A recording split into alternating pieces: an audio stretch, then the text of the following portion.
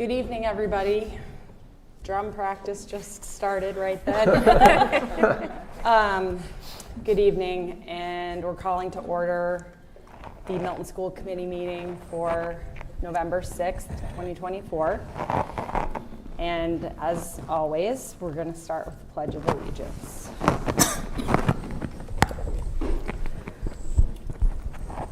I pledge allegiance to the flag of the United States of America and to the republic for which it stands, one nation, under God, indivisible, with liberty and justice for all. Thanks. So, I don't know about everybody. I'm grateful to be here together with you all. During this time of division in our country, but coming together to do what's in our power here to make sure that we're striving for Milton Public Schools that reflects the highest ideals of our nation. So that's giving me inspiration right now, and we have an exciting agenda for tonight. Are there any changes that anybody is aware of as we look at the agenda over?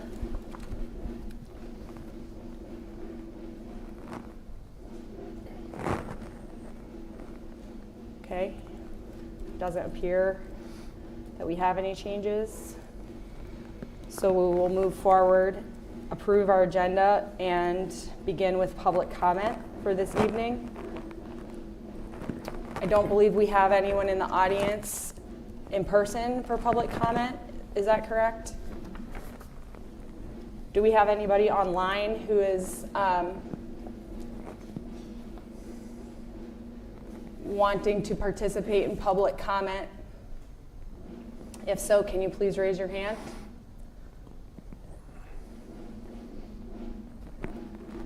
Okay. Seeing none, we can begin with the superintendent's report. Dr. Burrows. Great, thank you. So before we welcome our Tucker team, we're excited to welcome them to their site council presentation. I wanted to, for my report, just share a little bit about information I received today from DESE regarding ballot 2. So as you all know, ballot 2 passed in the affirmative, which struck down the MCAS as a graduation requirement. And I know a lot of people have questions around that. What is that going to mean? Where are we going from here? So I was going to share a little bit about what I know thus far about what DESE's doing, share a little bit about what I know from MASS, the Superintendent's Association, in terms of work that we are doing in working with DESE and others kind of in the aftermath of this to create a plan. Before I kind of talk about this, I just wanted to say that, in terms of my own opinion about this and where the MCAS sits, there was a lot of debate in the Superintendent's Association around what stance the association should take. I think a lot of people, and I include myself here, recognize that a single assessment is too limiting, and I think if you look at recent research and assessment, a more holistic approach makes sense. The concern that I have is that in the absence of an assessment, a more holistic assessment, we're now left kind of scrambling to determine what is that kind of benchmark, what is that bar that we're setting for all students. So it's complicated. I think in a perfect world, this work would have happened prior to a ballot going forward so that there was an alternative where, we could have been voting on the MCAS assessment or this other assessment that included these other measures. And I've done this work in other states as well, so this is something that all states grapple with and trying to figure out how to be sure that every student that graduates within the state is ready and that we are setting standards that are high enough. You all know that Massachusetts has been regarded very highly across the country for the steps that we took in the development of MCAS and then how we've sustained it over the years. So I think we're in a period right now of, and will be, after this vote, of kind of going back to the drawing board and working through at the state level, talking through what what that kind of holistic assessment might look like. Currently, in terms of the language change in the law that happened as a result of the passing of Ballot 2, essentially took out the MCAS as a requirement. What it left in place, the language is students will still have to earn a competency determination, a CD it's called, and it's satisfactorily completing coursework that has been certified by the student's district. So what that means is probably we will have to sign off that a student in 10th grade met the standards as outlined in state standards in the courses that they took. So I believe, and it says guidance will be coming on that to districts. In that 10th grade year? Yeah. So I'll have more information in terms of the work that DESE does to provide guidance on this certification. I don't assume it's going to create significant change in coursework probably in districts throughout Massachusetts. I think it's probably going to align to most of what we have currently in our course catalog. And then the new law does take effect at the soonest December 5th, and MCAS retests are, if people are retesting this month, they should continue. DESE recommends continuing to do so. So that's the information on the Ballot 2. Any questions about that? You mentioned about 10th grade. Mm-hmm. Why is it 10th grade? That's when students are currently tested. Oh, okay. Yeah. Oh, yeah, that's right.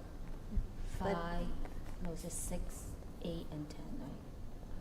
But I thought I understood that the testing will happen still in the 10th grade. Mm-hmm. However, yes, students will have up until graduation to complete whatever the requirements that the district determines. Yeah, the testing doesn't go away, yeah. Yes. And we're required, every state is required to have an accountability assessment. During the Common Core period, a lot of states chose PARC or other assessments like national assessments. And that's not changing, yes. So what you were just outlining with the students being designated as having met the standards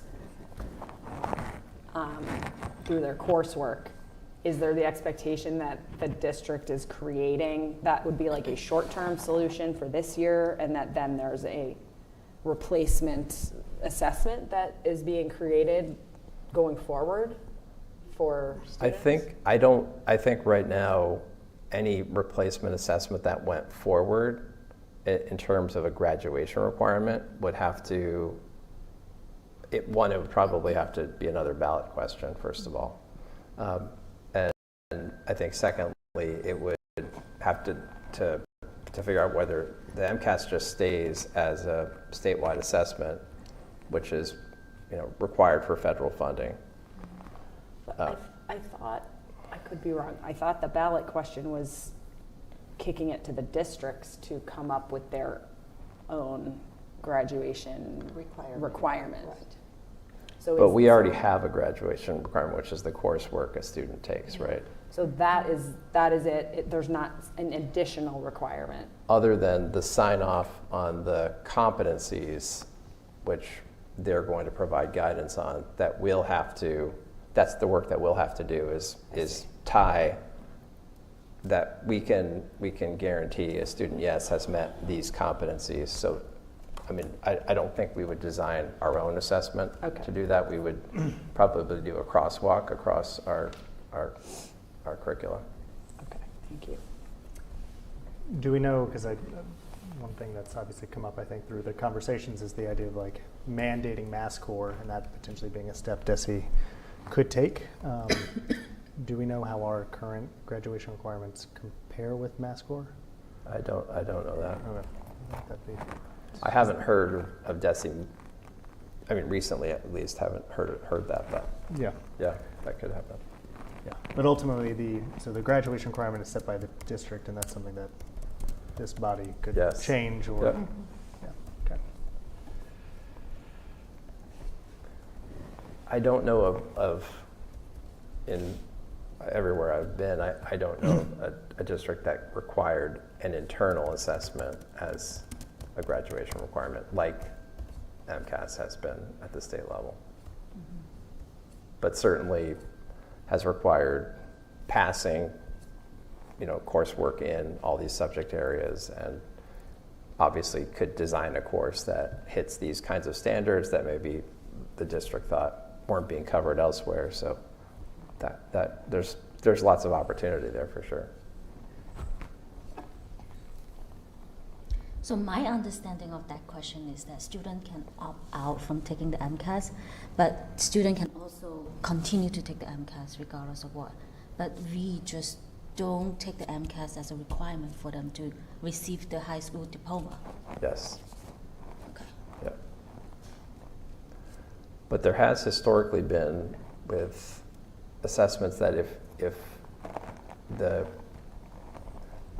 tie to title funds and that requirement, if you don't have a certain participation rate on your assessment, that counts against you.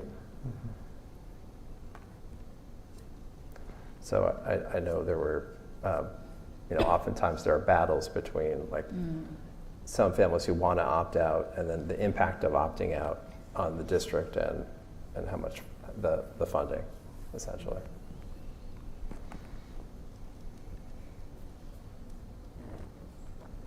So it'll be interesting to see kind of how things develop from here.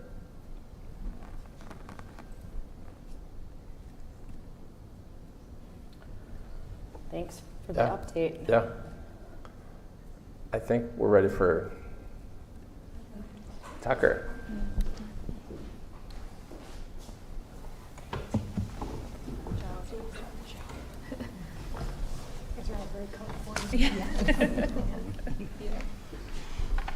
Do you all know everybody here? I think so. Yeah? Charles? No. Okay. Introductions. We should do a round of introductions. Sure. I'm Celeste Hogue. I'm the principal here at Tucker. Charles Davis, a parent at Tucker. Hi, Caroline Morton, Assistant Principal, Curriculum Coordinator at Tucker. Mark Loring, school committee member and a parent of kids at Cunningham. Anna Berkey, school committee member and parent of student at Pierce. Hi, I'm Katie Blake. I'm the Assistant Superintendent for Finance and Operations for the school district. Peter Burrows, Superintendent. Lizzie Carroll, School Committee Chair and parent of 2 Tucker Tigers. Sarina Miranda, school committee member and parent of Cunningham student. Bao Ying Chu, parents of middle schooler and a Cunningham elementary school student. Amanda Serio, mom of 2 boys in high school, one of whom is out of district at a special ed school on the Cape. All right, well, thank you. Thank you for welcoming us here tonight. So we're here to talk about Tucker Elementary School's Site Council. We're in a building phase here. You can go to the next slide, Mark. Thank you, Ms. Owen. So we'll talk about, who we are as a school, who are Tucker Tigers, our focus areas for this year, our school improvement goals, and we'll talk, we'll try and make some distinctions about some differences that are in place, some systems and structures that may have been different than what was happening last year. And then we'll be available to take some questions, right?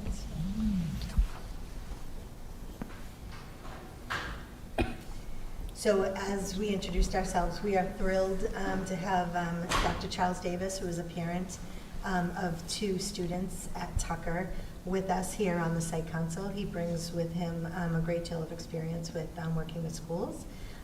We also have one of our Tucker special education teachers, Kate Buckley, on our Site Council. Carolyn and I also are on the Site Council. And this is a building year, so to speak. We're looking to really build our site council, make it meaningful, make it impactful. And we meet every month, the third Wednesday of every month at 8 o'clock in the morning. So all are welcome, whoever's watching. So similar to what you saw with the previous site council presentation by Cunningham, here is sort of Tucker Elementary School by the numbers, and this is who we are. Some of these numbers will change throughout the year based on whether students qualify for special education student services or a 504 plan, whether we get new English learners assigned to our school as students matriculate into the district. And also a couple of key pieces here, the reading support area, the reading support for foreign language arts, and the math support will also be changing. We're on a 6 to 8 week data cycle with our interventionists, so we look at the data on a pretty strategic and systematic manner, and that first data cycle will end probably the first week in December. So the counseling has an asterisk because we have an amazing school adjustment counselor, and these are the students that he sees that are assigned to him via IEP services. But Mr. Cadet sees many students on a rotation throughout the year, so it was hard to pin down his numbers. So his numbers are much larger than that. And he may see students twice a month for different reasons. He may see students twice a week for a couple of weeks, and then sort of a check-in. So he's very passionate about the work that he does, and we're thrilled to have him at Tucker. The last line there is our student support team. Our student support team meets every Wednesday morning, and it's a group of professionals. They've been meeting for several years. It's not a new structure. The only pieces that we have asked them to integrate this year is to have very targeted goals so that when they reconvene on a student that may be struggling in a class, that there is a goal assigned to that student with regards to what materials will be used, what's the outcome intended after 6 to 8 weeks of intervention, and who's assigned to that goal as well. And then the calendar is set for students to be looked at 6 to 8 weeks after that. So that's who we are there. This is our enrollment that's listed on the DESE site. I don't think there's any surprises there. And then Carolyn and I put this in here sort of to demonstrate.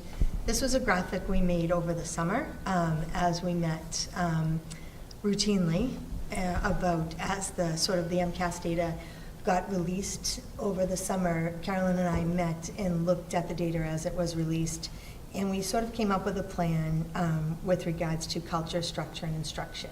So these were our priority areas that we were establishing over the summer. We were sharing with staff that were coming in to meet with us.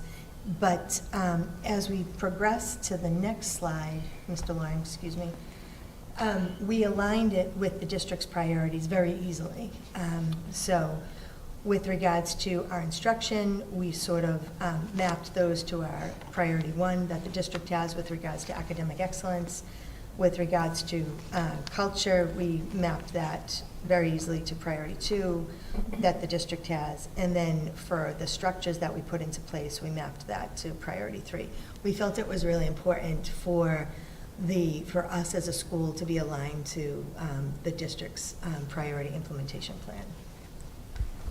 So the next couple of slides is where we unpack some of the strategies in action that we have in place where we're looking to meet those priority areas. So we're going to go through these and sort of bring them alive to you, and we can take questions after each one, or we can take questions at the end. So the first one I have, and Caroline will then talk about the second one. So academic excellence is very important at Tucker. I'm new. I've been on the job since July 1. I had the opportunity to be in the district for some time in the spring as well.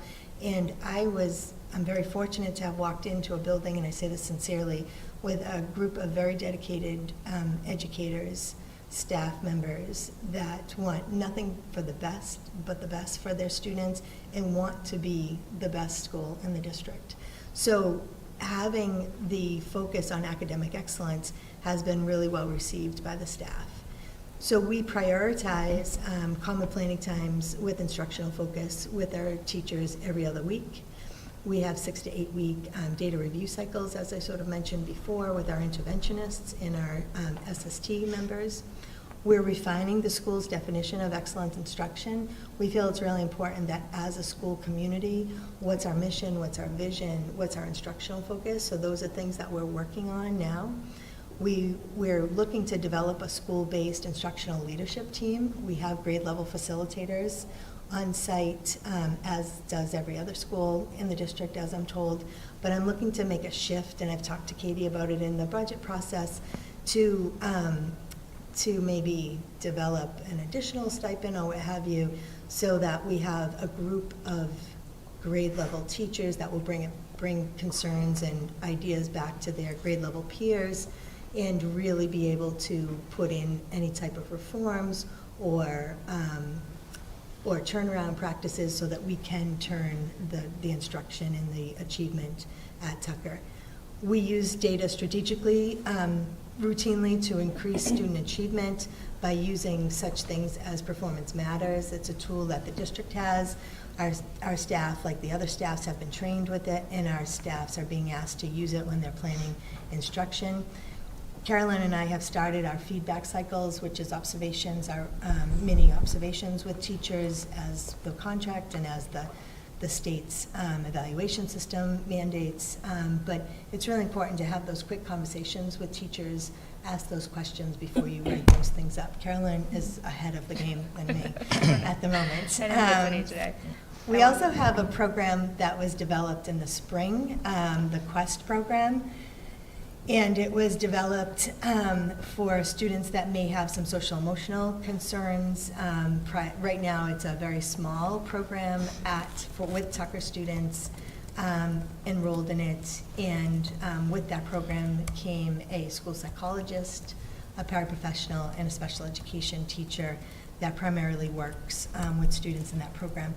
It's not a separate program. It's a very flexible program. The students are assigned to a general education homeroom. They may come out of their classes for some social emotional targeted instruction.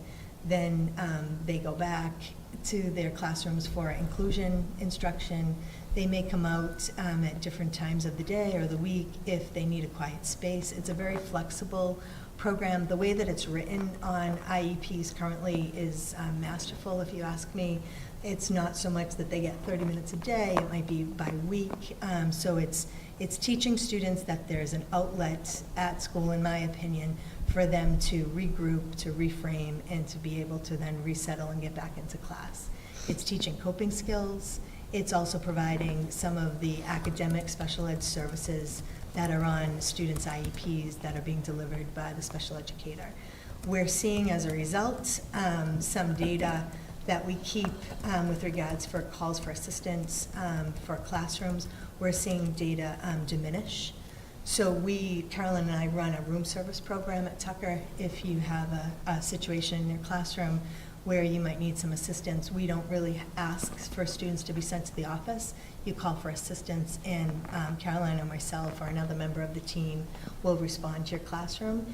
And our administrative assistant, Mrs. Poe, keeps data on that, and we look at the data every other week with regards for calls for assistance, and any students who are involved in the Quest program or whatnot, their data has decreased.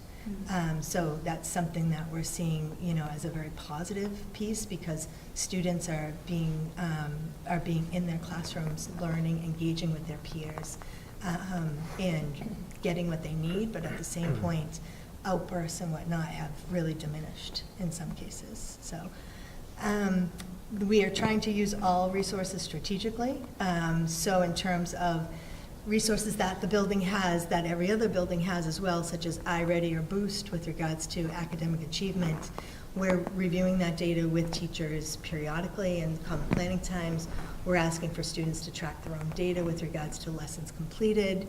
And, we're using incentives and whatnot. And we just had a common planning time with grade 1 this morning, and the grade 1 teachers just mentioned, that they see their students more engaged with iReady than in the past. Students are excited to be completing the lessons and moving along their individual pathways that iReady provides. So that's just one example. And then our Title I and math interventionists. This year we looked at how Title I is assigned to Tucker and under the parameters that we were able to, and we were able to reassign one of our FTEs that we had in the building to also be a second math interventionist. So we have 2 math interventionists currently at Tucker giving math intervention to our students based on the data that we've reviewed as an administrative team and with our teachers.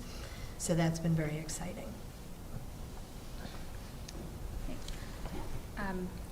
So I'll speak a little bit about priority area 2, thank you. So all of the items that Mrs. Hogue mentioned on the previous slide are most effective, we believe, when students are feeling happy, secure, safe in their classroom and in their school environment. I won't read the entire slide to you, but you can see that we really strive, obviously as a school, but as a district as well, to provide that healthy educational school environment where everyone feels welcomed, supported, respected, and appreciated. And so we have various strategies in action that we're using to ensure that this is happening in a really systematic way. So one of the first strategies is utilizing PBIS consistently, and PBIS is not something that's new to Tucker or new to Milton, but we're really focusing our attention in using it consistently and taking data to measure how effective these Tier 1 strategies are. If there are Tier 2 or Tier 3 strategies we can develop as a team. So we have really incredible SEL leads in our building, 2 teachers, a preschool teacher and a reading specialist, who collaborate with Mrs. Hogue and I on a regular basis to develop those PBIS initiatives. We met just this morning to discuss our next community circle assembly, which is something that we've been doing at Tucker for years that students really look forward to. So one of our most recent assemblies you can see pictured is the 100th birthday assembly, which was an incredible celebration of our school and our history. So using PBIS consistently, and I always have my lanyard on me, but I don't right now, but we give out tiger tickets. So at the other schools, you might get a cougar paw or a duck foot from Glover, but we give out those tiger tickets, and we see that students obviously are incentivized by the token, but it's also something physical that you can give them to show, I really appreciate how you are walking respectfully in the hallway.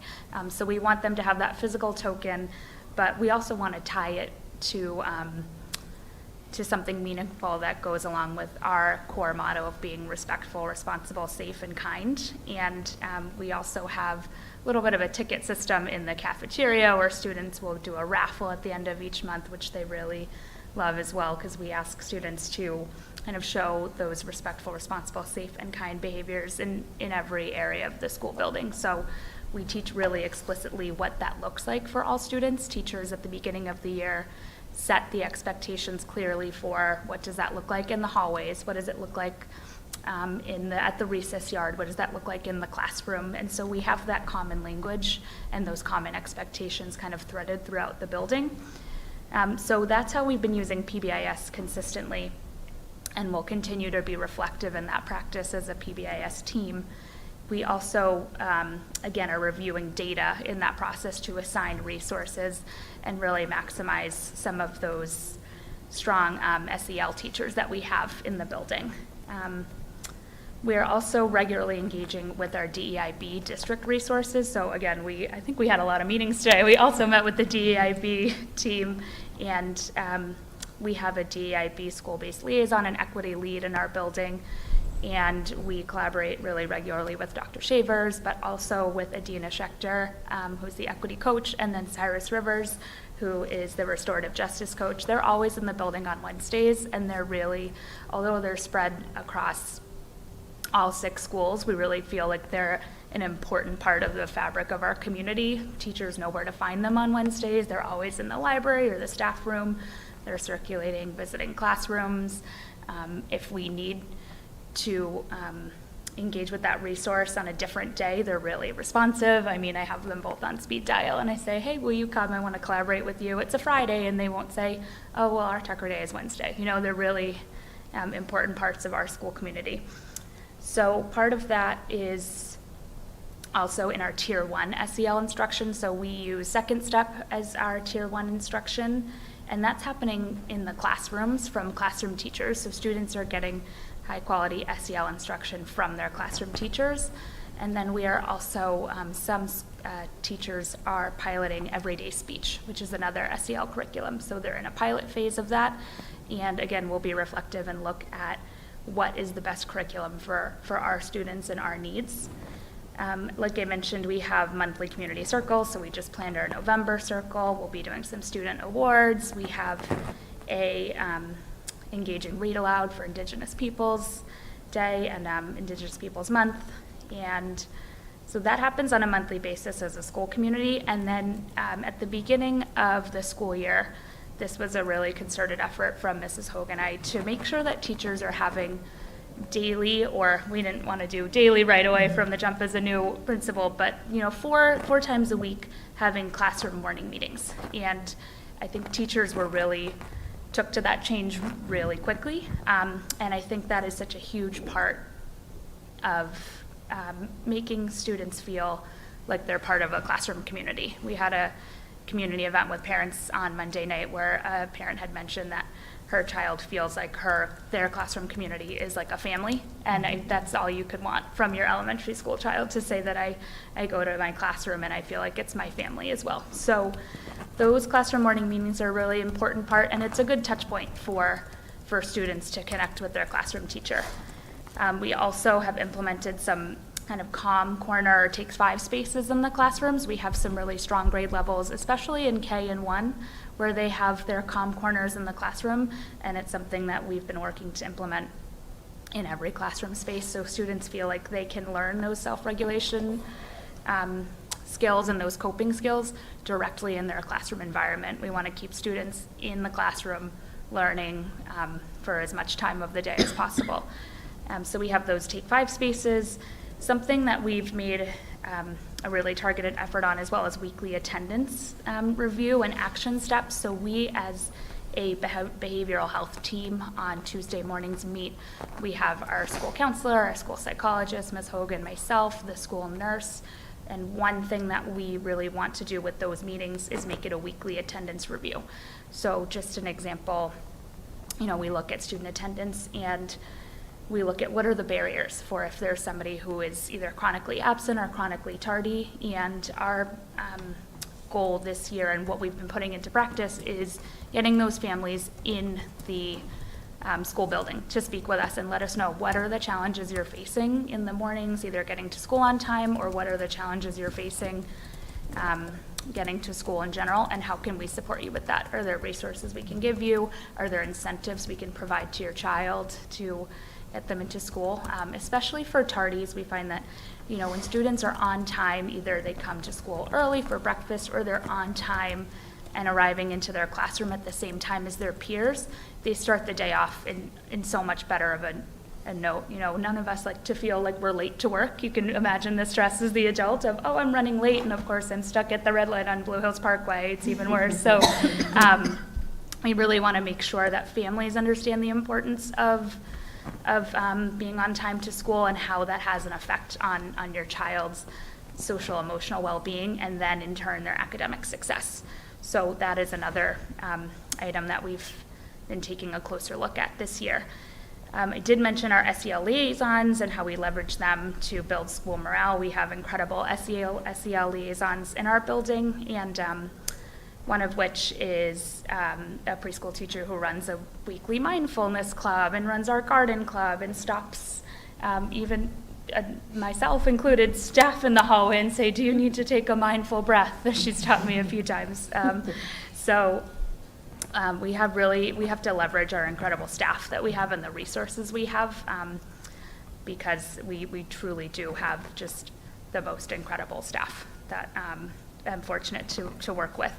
We also have district and school-led cultural competency training. We are fortunate to have engaged in a really beneficial and fruitful professional development day yesterday. So although we missed our students for the day, it was really great to be able to connect in both grade level teams, but we were able to do mixed groups and engage in some really important cultural competency training on bias led by Dr. Shavers. And we have some visions that we discussed today in our DEIB meeting about choosing a specific book to read as a staff, and that we can really will hone in on our classroom teaching and how we address our students and their needs.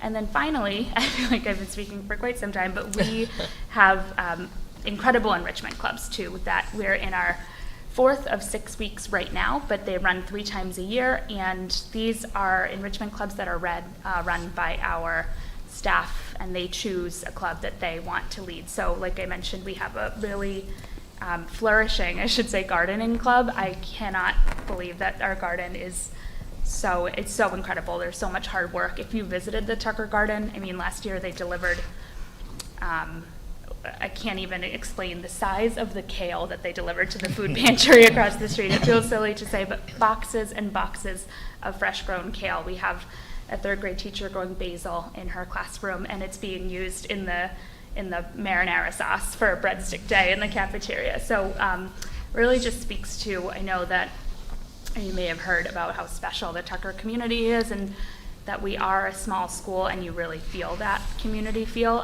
but I think the enrichment clubs are a huge part of it. We have a new teacher this year who was a college cheerleader, and she's running a cheerleading club on Tuesdays, and then did a makeup day today because she didn't want to miss a day with her Tucker cheerleaders.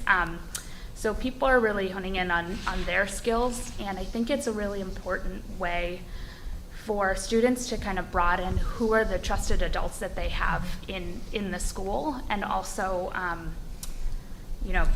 making a connection with an adult and an educator that isn't your classroom teacher is just so valuable and so important, and a skill that we maximize in our smaller school. And we have finally another enrichment club. We've had plenty this round, but I wanted to highlight Miss O'Leary's book club. She meets on Friday mornings. She comes to school early. Some of these clubs run at 7:45 in the morning. We have Miss Nicole teaching yoga in the library to kindergartners. But Miss O'Leary's book club, that was a really great club because we will have the author, PTO organized, Erin Entrada Kelly is an author that will be visiting the students in person in December.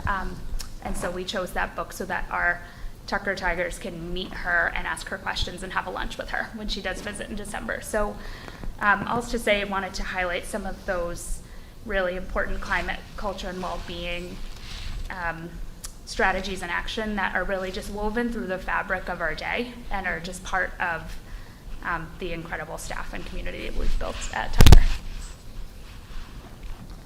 And then the fun slide is operations and facilities and finance. So this slide speaks to some of the systems and structures that we've put into place, specifically routine check-ins with staff. We believe strongly that we need a good two-way system for communication with staff members. So such things as we meet every 3 weeks with our educational assistants to problem solve and to be solution oriented with regards to concerns that they may bring up to us. We meet monthly with our union reps so that there's that good two-way communication there if there are any concerns or whatnot, so that we're able to problem solve right at the table there. We are looking to plan to meet with our grade level facilitators as well on a monthly basis, kind of leading into that ILT piece structure. We also meet with our recess and CAF staff that come in for 4 hours every day. That's every other week for just about 15 or 25 minutes. They stay after, and Mrs. Blake has arranged to pay them so that we can meet with them, because it's even with that piece of the day, we feel that we need to be on a good consistency with regards to mindset about our students, strategies and whatnot, so that we have the same messages being given to students, whether you're in the classroom or you're at the recess yard. We meet as a crisis team, like I said, to review data. We have weekly check-ins with our school adjustment counselor and our team chair, just to make sure that we, are being proactive, that we're thinking ahead and whatnot. So that's really important, I believe, to have that good two-way communication, because if we're looking to move the school forward academically with regards to achievement and whatnot, we need to have staff engaged in problem solving with us. We review classroom schedules periodically with teachers and also make recommendations to teachers. We target our monthly faculty meetings, are connected to our 3 priority areas all the time, and we have plans to continue that for the rest of the year. We are very committed to maximizing our instructional and human resources allotment. Just for example, we have an educational assistant who's gotten some extensive reading training. She's now doing it on her own, so we've matched her with a specific grade that can utilize that assistance as well in an additional small group. So we're really looking at the strengths and the interests that people bring with them in order to maximize that. And we're prioritizing instructional requests, right? Because teachers will request, or staff will request many things, but we always ask the questions like, how does it connect to the curriculum? How will it help students in their achievement and whatnot? And then we put it through to Mrs. Wood. So I don't know if you want to wait till the end for questions about those 3 priorities. Yes? Yes? Okay. All right. Okay. Yeah. Okay. All right. Hi again, Charles Davis, and so I'll just talk a little bit about the role of parents that we're trying to look at. And so I'm a relatively new parent to Tucker and also the Commonwealth, coming from one Commonwealth to another, from Kentucky to Massachusetts, so a little bit different. But one of the things that I've just really valued is, as Ms. Morton said, the community at Tucker, all the way from my first grader, my now second grader, getting a letter from his first grade teacher over the summer encouraging to write to her, and he did, so we can practice their skills. And then she wrote back, and so he was very excited to get a piece of mail. To my kindergartner, who's a rising kindergartner, getting letters in the mail welcoming him not only from former students in that class, but also from the teacher and the coach. So just those type of things just get them really excited and really engaged to be a part of the Tucker community. What you see here is a photo from Unity Night that I was able to be a part of last year, which we were just hopeful to get 6 or 8 families to come out, and we had upwards of 30 families to come and present tables about their family, about their various cultures, from Asia to Central America, the Caribbean, and even here in the United States. And so that was just very encouraging to just see all these families come out and have the opportunity to really express themselves and how they fit into the fabric of our community. And so being part of this group, what I'm really focused on, and also with the PTO organization, is creating and providing authentic opportunities for parents to be partners in education. And so what does that look like as far as you see here with things like the Unity Project, which one of the parents on our PTO is partnering with other PTOs to take a lead. I just got my email today from my room parent about signing up. And so again, having those opportunities to volunteer in classrooms, in thinking about not only during the school day, again, I work remotely, so I have a little bit more flexibility, but thinking about those out of school time opportunities where, to try to engage parents, where they are, understanding that lots of people, want different opportunities to engage. The PTO events, we just had, there's lots of celebration at Tucker, I have found. And so there was a 100th birthday party, and so block party, kids were very excited. We were talking about block parties, what it is. And so just a great opportunity to learn about the history and, again, engage in the community. And so, I think what it just all comes down to is just thinking about, again, how can we bring families in both formal, structured ways, but also those informal ways into the classroom community where appropriate, and into the school community to really understand how they can be best partners, because we all want the best for our children. And so just figuring out what are those ways that we can connect with school staff and district leadership to figure out how we can do that. Thank So the next few slides are data slides, and we know that you've all seen the data for Tucker. We wanted to include them in the report just to say that these are things that we looked at over the summer. Our teachers have looked at them as well. And excuse me, like you heard, we have structures in place to address some of the data pieces that you see. Like Caroline said, Ms. Morton said, you know, it's really nice to invite a family in to problem solve. You know, we're not looking to point the finger, to blame, or what have you. You know, how can we help to make sure that, you know, your students get in? What are the barriers and whatnot? So we're hoping that this will be a very different picture, and it already is, because we look at the data every day, and including every week as a team. But we're hoping that this will be a very different picture next year, excuse me. And then with regards to the MCAS data, which I know that you saw, we have zeroed in sort of as what's circled with regards to especially our Tucker fourth graders that are now our fifth graders, with both regards to ELA and math, if you want to bump ahead to math as well.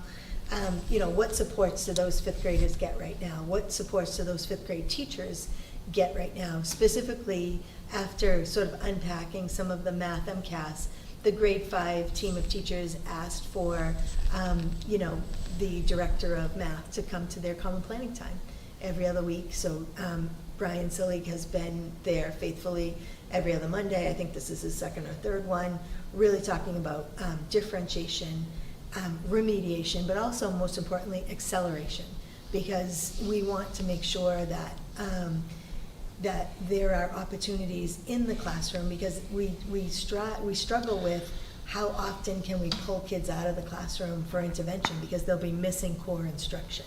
So we really need to make sure that we are accelerating the learning with both grade level content and some remediation as well. So Brian's been pretty good at sort of helping teachers work through some of that, and also sort of gauging our instruction on certain modules and whatnot, prioritizing certain standards. So there's that. And then the next slide is, again, the science piece and a structure that was put into place last year, which is continuing this year, is the science coordinator has worked with the fourth grade teachers to get the students more focused. I think, Caroline, you can speak more eloquently to this than I can. We have, so our fourth grade model is something, and I think Christy Chiapetta did a lot of work on putting this model into place at Tucker. I believe it might be in some other schools as well, but we have our fourth grade teachers right now team teaching science and social studies. So we have one teacher who teaches science to all of the English Innovation Pathway fourth graders. The French immersion fourth graders still do science in their French immersion classroom. Science is in French until fourth grade, and then in fifth grade that is taught in English. But we have our two English Innovation Pathway fourth grade teachers team teaching. So the students will go to Miss Young's room, have a science lesson, while the other students go to Mrs. Doyle's room and have their social studies lesson, and then flip-flop, which is incredible because it takes such a laser focus of planning, you know, to be able to planning, and then a commitment of time as well for the subjects, but it takes a lot of collaboration too. And what we've seen, and we hope to see in the scores moving forward this year and beyond, is that model is really successful for students. And so they're getting the minutes of science that they need to be successful. They're getting consistent science instruction from one teacher, and they're getting consistent social studies instruction from one teacher, and these teachers are really honing in on their craft by departmentalizing those subjects. So we've seen a lot of success, and the kids are thrilled when they transition into each other's classrooms and they work with, again, another adult in the building, and we hope to see that reflected in the data. And then I think this was also presented in the general presentation, so you've seen that before. If you want to go ahead, the next two slides we have talked about as an administrative team, and we were able to drill down with some of the DESI tools with regards to we include here just 2 subgroups, but with regards to how our students who are identified as white versus how our students who are identified as African American or Black students performed on some tests, some of the MCAS tests, and what their achievement and growth was. The nice thing is, though, because you can present this to your staff and whatnot, but how meaningful is it? So with Performance Matters, I know I mentioned that before, they're able to drill down by race, by ethnicity. They can also, we could have done this with students who are on an IEP, students who are on a 504. So they're able to pre-plan when teaching, and that's going to be the focus of our CPTs in 2 weeks as well, because they've had the training and being able to move forward to say, well, how are our students in the different, when they're grouped, performing on different tests, how are you preparing to meet their needs and whatnot. So we just wanted to include this to say that this is something that, is a focus for us at Tucker. We're also considering, like Ms. Morton said, working with the DIB staff here at the district level to have a common text, so that, working with students from different backgrounds won't be seen as a barrier, but they'll have the right tools moving forward in the right mindset, or the improved mindset, increased thoughts about when planning for students from different backgrounds. So, and next is the iReady. Yep, so you can go, I'll just give you a brief view of our iReady data from this fall. So our kindergartners are actually just in the midst of doing their fall assessment. We give them a little bit of time to get comfortable using a Chromebook, typing in their username and password that has their high school graduation year at the end of their email address. So we need to give our 5-year-olds a little time to be familiar with these tools. But this is our fall data for our grades 1 through 5. You do see some green, of course, and then you see a big bar of yellow, which is typical at the beginning year assessment. Yellow is if students are 1 grade level below.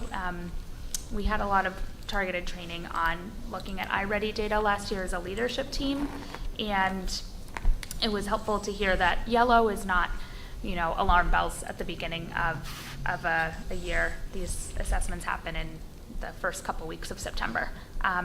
But what I wanted to show you all on the next slide actually is our iReady data from last school year. So we're looking at the beginning of the 23-24 school year, and then the end diagnostic. And as you can see, that yellow bar really significantly diminished, but we're so encouraged by how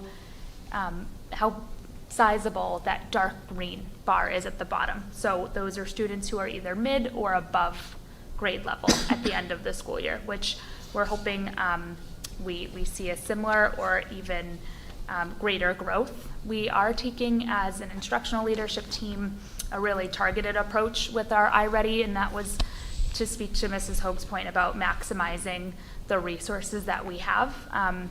We really wanted to look at not only student lesson completion or mastery with iReady, but also just generally usage. And we want teachers to really hone in on using this tool and looking at the data to add it to a part of their instructional day. So for an example, something that we've brought up in common planning time is,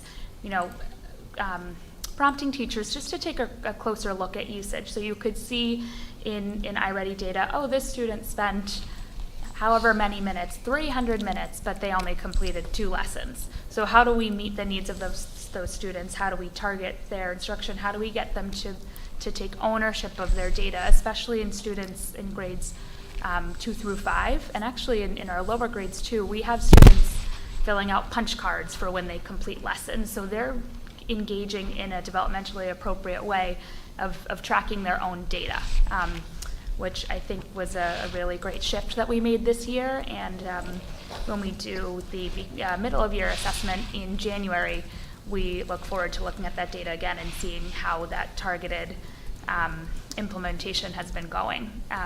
As a grade level team. And then just today we were looking at usage and lessons completed as a grade level team in both 3rd grade and 1st grade, and it was really great to see the 3rd grade team is passing around the data.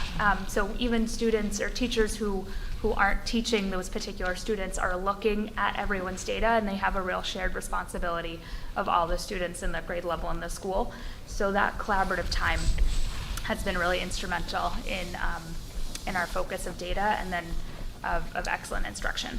So that was just a slide I wanted to highlight. And then I believe the next one is our fall 2024 data by grade. So broken down by grade, as you can see, those 68 kindergartners are in the midst of their beginning of year assessment. But that's something that we're looking at as a grade level team as well. You know, where are the places that we can either add more supports for high quality tier 1 instruction? Where do we need to add additional interventionists? Where do we need to invite our K-12 math director for additional resources and additional perspective? So we're really making a concerted effort to maximize all of the data that we have to get a good view of our students. And the next couple slides are similar in that it's our spring 2024 M-class data, so the DIBELS assessment, which is used for reading and literacy. And we are using a DIBELS assessment similar for the French immersion readers as well. So they are getting, and students in grades 1 and 2 are getting the DIBELS assessment in French called the EDAPEL. But we have our spring data that we hope to mimic and then improve upon this year when we take the data again. Again, we'll do that mid-year and then again in the spring. And then the next slide is kind of where we stand now with that data. So all of this data has been looked at with our grade level teams, obviously by Kat DeRoche as well. And one position that we're really excited about is we have a grades 3, 4, and 5 reading specialist dedicated to just Tucker. Originally, she was a 0.8, 4 days a week, and we really took a look at this data and collaborated with Kat DeRoche to have that person at Tucker full-time, and she's instrumental to the success of our Tucker students in their reading. So again, this data is something that is going to be analyzed thoroughly on a weekly, monthly, and then by trimester basis as well. And then the last slide is sort of an overview of Tucker's accountability results. You've probably seen this as well over the years, and we've talked about this as a school community because this isn't something that just happened in 1 year, so to speak, but this is something with some systematic changes, with some very specific structures put into place. We hope to, turn that so that we can increase our accountability rating and be just as in the same as school of distinction as the other schools are here in Milton. And we know, and we have a staff that believes that they can do it. They believe in their students. They know that their students can achieve with the right supports and right systems. So, and I think that completes it. The last slide. And there's preschoolers. We'll end with preschool. We'd be happy to take any questions that you have. Thank you so much. Who wants to go first? I don't have a question per se, but I have a comment that I want to thank you for going through all this. It's a lot of great information. I think the thing that really struck me is, and you both talked about it, was the idea of common language and consistency of language, and the kids knowing sort of, I can't remember all the criteria, like respect, all of those, and for even to say that with the recess and the cafeteria staff, that's important, because I think it's just so important for kids to know that it's whether it's your teacher or the resource person or the recess person, that they're all not being held to the same standard, but like that it's common language. And I think what's really helpful about that too is as the kids get to know it, then it carries over to the home. So that I just think there's so much to be said for that, and I don't think that you see that all the time. So I applaud you guys for doing that. I think it's great. And that's what we hope to, by maybe having a book study this year about culturally responsive teaching we hope to also have sort of that common language among staff. We don't know if we'll be able to ask the recess staff to read the text as well, but because they have many other jobs that they do besides coming to us 4 hours a day, but definitely our educational assistants and our teachers, because we think it's really important, you know, that we all are on the same page, for lack of a better way to say it. Yeah, no, it's great. Yeah. It's great. I have a question regarding slide number 4. If I'm reading it right, the students who receive IEP and 504, there are 99 of them in the whole school. And out of the total of 452 students in school, that's roughly 1 out of every 5 students needs accommodation. And it looks like reading and math are the 2 areas that heavily needs a interventionist. Is that the reason why science and social study can be co-taught and starting in 4th grade? Or I believe one of you mentioned you're starting at 4th grade, like as team teaching. And math and English can math and English be also using the team teaching model to share the resource? And so I'm not sure how if that's been done here in Milton before, but in buildings and schools that I've worked in and led before, we've definitely departmentalized in the past. I've been in buildings where we've departmentalized as low as grade 3. It has its benefits and its pros and cons, so to speak. It would be something that, as a district, we would really be interested in maybe speaking about. So developmentally, some people bring to light the concern of 3rd graders, you know, needing that consistent adult with regards to, you know, being in their classroom, being safe, being at their, feeling safe, and being at their desk and whatnot, having their belongings. So it's a very interesting point.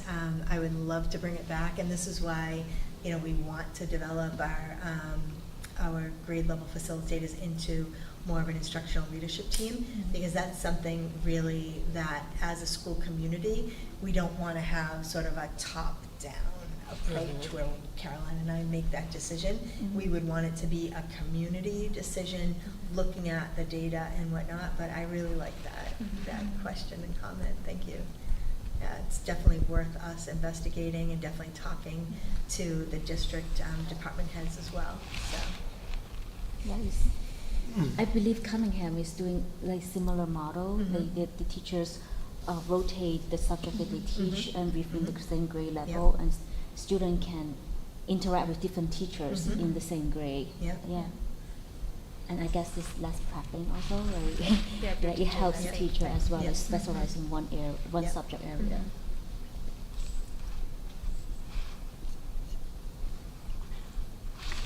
I don't. Go ahead. No, go ahead. I don't have any questions. You guys were very, very thorough, and this was very well done. I just had a comment on how you have strategically reviewed the data and making changes on the fly in terms of like this staff resource moves over here to help here, and in doing that in real time and showing the results is so important that like it's not like, you know, you're looking at the data and maybe we'll look at it down the road, but you're in real time making those decisions and making those changes. And I am so impressed you have this goal of getting to a school of distinction. So I'm excited and we look forward to supporting you as best as we can to make sure you reach that goal. Thank you. I had 2 questions actually. One is a follow-up.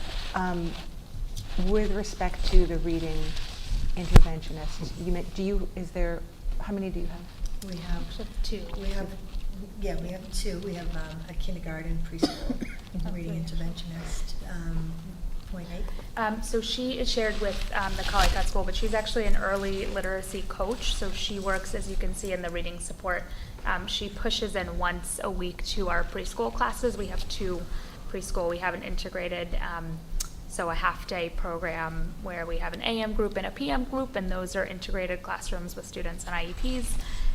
And then we have a full-day program with 18 students in that class. And so she does centers that early literacy coach, and then she pushes in, she targets support for 21 kindergartners at the moment, but she's also pushing into those classrooms as well. And then we have a 1st and 2nd grade reading interventionist, and then we have a 3, 4, and 5. Okay. So we technically have 3 full-time or staff members that work with our students in reading. That's great. And just to shout out to the district, the reason why we included that sort of M-class data was when Carol and I looked at the data when the DeVos was completed and whatnot, we just saw such a need, and at first it was assigned to us a 0.8. And, having been a former reading specialist myself, I really asked Kat DeRoche if we could bump that up to a 1.0 because we've got this is the data from the previous year and whatnot. So in the district was able to make some shifts and to give us that reading specialist as a FTE.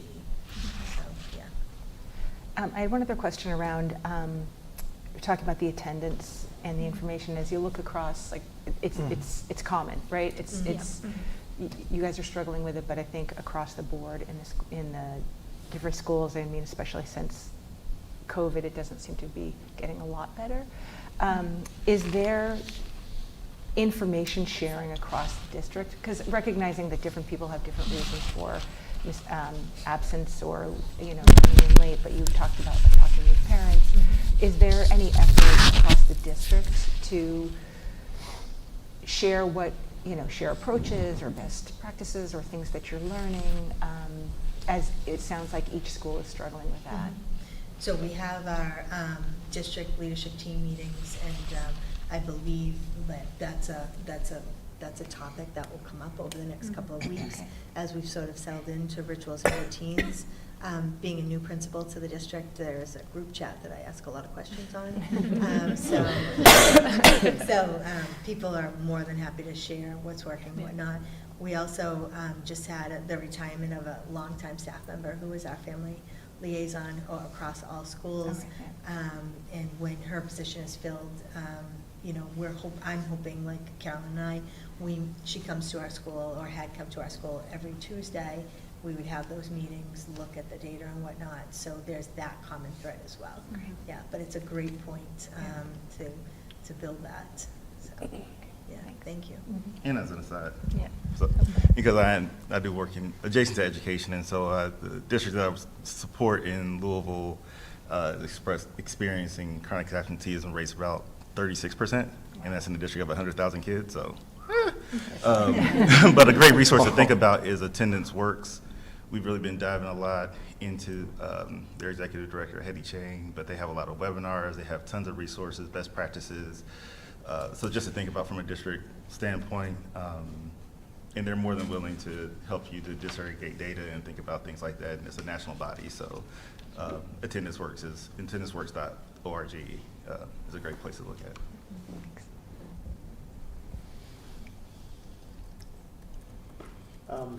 I echo what many of my colleagues have said, and again, appreciate all of your time for coming out. So glad you joined us this year and are helping to lead this great school. I'm reminded by my friends who attend Tucker all the time how unlucky I am that my kids don't. So again, it's a fantastic community. I had a question on common planning time. This came up at the Cunningham presentation too, and you highlighted it as something y'all are working on. What does common planning time actually look like across the grades? Like how many grades do you have in for how much time each week? So yeah, we're really lucky. We only have 3 classes per grade, as you know. Caroline does a great job. I'll let her speak to it as well. With the schedule over the summer, our teachers, because we have 3 specials, our teachers are able to meet more than just at the structured common planning time, because I think the number is 3. Yeah, so the number, the master schedule was like my baby over the summer, and I spent a lot of time, and of course collaborated with Celeste too. But the benefit of being a small school, I'll use our kindergarten for example, because there are, of course, aside from their lunch and prep time, which is hard to come by, an uninterrupted lunch as a kindergarten teacher. So aside from that time, which they always have at the same time every day, there are 3 times per week for 45-minute blocks where all kindergarten students are at either art, music, or gym. So from about 9:50 to 10:35, the kindergarten team is together and able to have some uninterrupted planning time.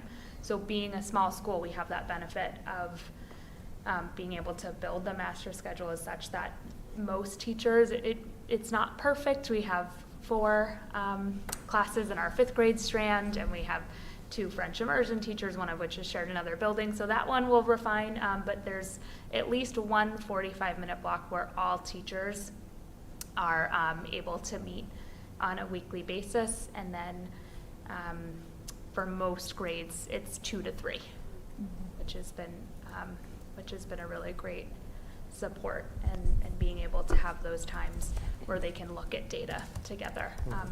So, that was something that we had discussed as early as, you started on July 1, and I think July 1 I'm knocking on the door saying, how do we build this schedule and how do we get our teachers to have that common time? And it's something that I collaborated with the other assistant principals about as well. So it's something that we all needed to prioritize, and we were speaking about as early as last winter or spring about how we can make that shift in our schedule to maximize that planning and time to reflect on instruction. I would say one of the biggest strengths of the Tucker staff, and I just really want to highlight, is that we have such a highly reflective staff.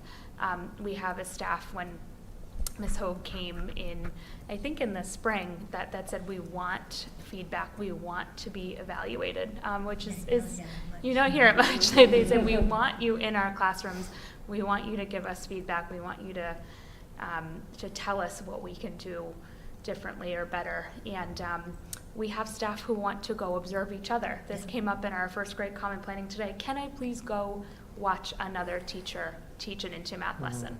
And so that's something that, of course, we have that structure in place and we can honor that. And we said right away, hey, next week, why don't we have that in place as a goal, that you go observe some teachers within the building, and then how can we organize that for you to observe teachers in other school buildings, because Milton traffic isn't great, but you can get to any school within, 10 to 15 minutes, observe, and then be back. So. That's fantastic. I think great initiatives. Glad to hear it. We're doing more of that.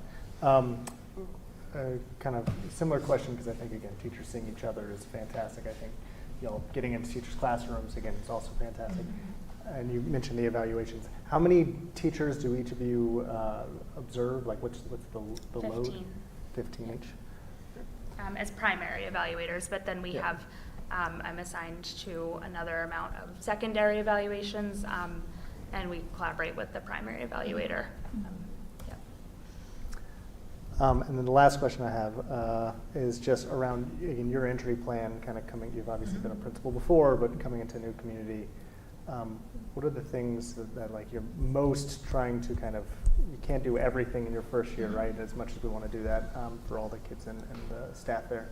What are like the things that you feel like are most foundational as you're entering the new school, and is there anything within there that you need additional support or resources that we can? So I think the most important piece is building relationships, because when, especially like you mentioned about the evaluation tool and the cycle and whatnot, you want to make sure that you're making connections or striving to make connections with your staff every week, every day, because when you're in their classrooms and giving them feedback, when you have that, that relationship or prior relationship building with them, that feedback is going to be taken a little bit better. You can have a pretty good conversation and whatnot. So that's a big priority of mine, is just building relationships in general. The second piece was, it continues to be, is to develop and refine the systems and structures that are in place with regards to, making sure students are engaged. And that connects to calls for assistance, that connects to, looking at data, that connects to looking at schedules with teachers, with regards to IEPs and, having students taken out of the classroom for Grid C services and making sure that students are being kept in the classroom for Grid B services. So it's those types of things would be my big priorities there.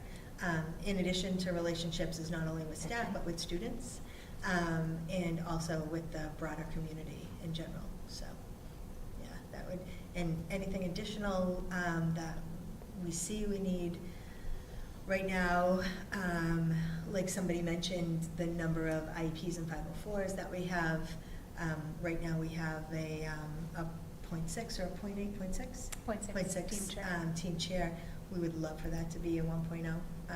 We have just as many students on IEPs as other schools, so that's a huge priority. We talked with Mrs. Blake about that in the budget process as we move forward. We're also looking to increase our connections with our district DIB staff. We have, Cyrus Rivers is a restorative justice coach, so having that in our building more frequently would be helpful with regards to modeling for teachers and working with students about restorative justice circles, but also with regards to Adina Checkner's position with regards to coaching, making sure that lessons and the delivery of lessons, are planned with a DEIB lens. It's very prominent in our building as right now, but we can always get better in that aspect with regards to, our school community. So we have a BCBA that was assigned to our building 4 days a week. We're now currently sharing her a little bit more with another building, so looking to increase her time a little bit more at our building. So those are the types of things that we're working with the district. In addition to building relationships in my building, I try and build relationships with people at the district. So when I call and question and ask questions and make requests and ask to be heard about certain things, that it goes a long way, rather than just calling cold. So, yeah. But really trying to make sure that the student experience is our priority. And also supporting our teachers and our staff, because they are the touch point that I believe is most important for our students to be successful. And if we want that to happen, we as a leadership team, along with our district supports, need to support our teachers and our staff the most. And we strive to do that every day. So, Thank you. Yeah. So I have a couple of comments, but also a follow-up question, very similar to the one that Mark asked. And I think my comments are definitely very encouraged to see how much focus you're placing on data, and also thinking about utilizing the data to then feed into the strategies that you're taking on, and all the thoughtfulness that you've presented. So thank you for that. I think for you as a new principal, I was thinking of you as the school leader, and thinking of walking into a school that has gone through a lot of transition. And so how do you, how would you say the morale is in the building? What have been some of the successes, like the early wins, if you will? And then thinking about the opportunities. And I think very much along the lines of the same question, I'm wondering what we, the district, can do to support you as a school leader to move the school forward. So with regards to the morale at Tucker, it couldn't be a more uplifting school. And I say that very sincerely. Every other Friday, on Payday Friday, there's a very famous Tucker staff breakfast that's been going on for years, to the point where district staff just happen to be there. And that's organized by... I skip breakfast on yeah, those days. I skip lunch on those days. Yeah. I don't pack a lunch. So that's a very, sort of tangible piece. Yeah. But also, like, the collaboration among staff is something that is there and, has been probably tested over the last few years but I believe that the collaboration is strong because of their own personal commitment to their students. We only had to fill 2 positions, I believe, this summer. Yeah. So 2 positions. So people stayed, even though there was sort of change in leadership, even though last year maybe was, I don't want to characterize it, I wasn't there, but I've heard others say it was maybe a trying year of whatnot, of some things that were in place. But people stayed, they were committed to the community. And whenever we look at data, it's always the word yet at the end. Well, we're not there yet. Our students aren't there yet. So there's this commitment of, and there's very loud sort of comments about, right, but Glover's here, we're not there yet. So I think those are some specific examples. I can speak to the morale. I've been really welcomed. People come as problem solvers when they meet with me. People come as collaborators. It's a very action-oriented staff. So that's been really nice to see. The small wins have been sort of that engagement piece with those check-ins with the small groups of staff, like with the educational assistants. We didn't want to meet with them just once a month. We thought that was, giving too much time. We didn't want to meet with them every other week because we didn't want them to miss time in the classroom with students that they were supporting. So we meet with them every 3 weeks. We have a meeting tomorrow morning. It's very, action-oriented, solution-based. We've sort of told them when we first met with them, this is probably our 3rd or 4th meeting with them, if you have a concern, come with a solution. They all do. I have a concern about this, and this is what I think should happen. So that's a nice small win there. Developing a really good relationship with the 3 union reps that are in the building. They're very, student-centered, staff morale-centered, making sure that, I respect the contract. I grew up with a union president as a stepmother who ran strikes and Dedham in the 80s, and a father who was an MTA, labor negotiator. So I have a great deal of respect for all the collective bargaining agreements with the unions here and any district that I've worked in. So, making sure that we have that good two-way communication, and I think that's been a good sort of small win. And just the professionalism in the building, from the administrative assistant right down through, the educational assistants and the teachers and whatnot, has been really something that, I welcome every day to go in and work with them, seriously. So, yeah. And with regards to the district, I don't know if I asked for any more, if I'll get a phone call tomorrow or tonight. So I think I sort of clearly, said what we're sort of looking for, but yeah. Oh, it's the time to ask. I know the DEIB director sort of did a Barnes & Noble request for our book study that we want to have for, making sure we have that in place by, Christmas. So, that's on the horizon, Mrs. Blake. So, just so 60 copies. So. Well, and everyone here knows that I have a soft spot for Tucker, and as much as we all try to be impartial and love all of our schools equally because they are all amazing, I have for 7 years now experienced firsthand just how special the community at Tucker is. My family, not a day goes by we don't feel so lucky to be at Tucker, and like we wouldn't trade it for anything. We feel so fortunate to be getting our kids educated at this school. And having said that, I was just sitting here trying to double check. Yes, I've sat here now for 4 years of site council presentations. We have had such extraordinary stability in our school leadership at 5 of our schools in the district. And it's been a real joy to watch our leaders grow into such just powerhouses of the phenomenal work that's happening in our schools across the district, and it is poignant to recognize that I've sat here for 4 years for 4 different principals to deliver Tucker's Site Council presentations, and I think we've acknowledged that it has been a challenging 4 years for sure.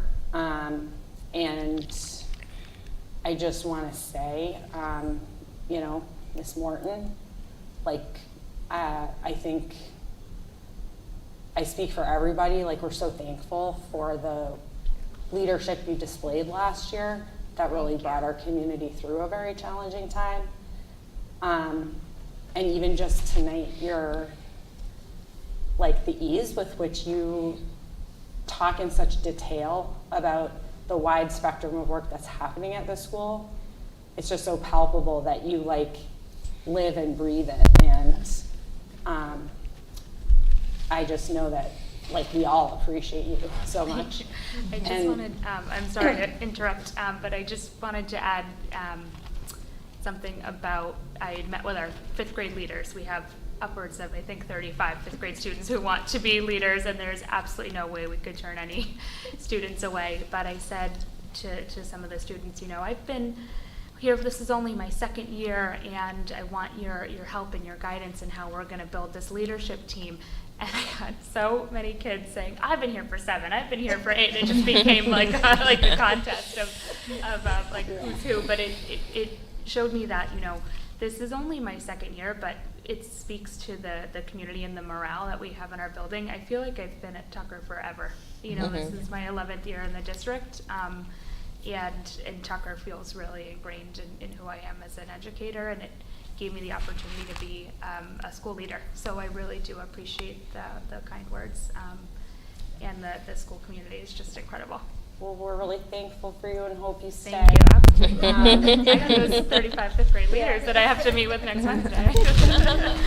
And Charles, like, I just want to shout you out and thank you so much, because you're here representing just a really energizing and exciting group of parents who have just, like, come on so strong in amazing ways in our PTO, our DEIB committee. And those of us old, tired parents, I will always speak for myself, like, appreciate you a great deal, because you've injected this spirit of, like, just cherishing our community, but also thinking outside the box. And, like, the Unity Night last spring that you referenced was, like, truly a highlight of my time in MPS so far.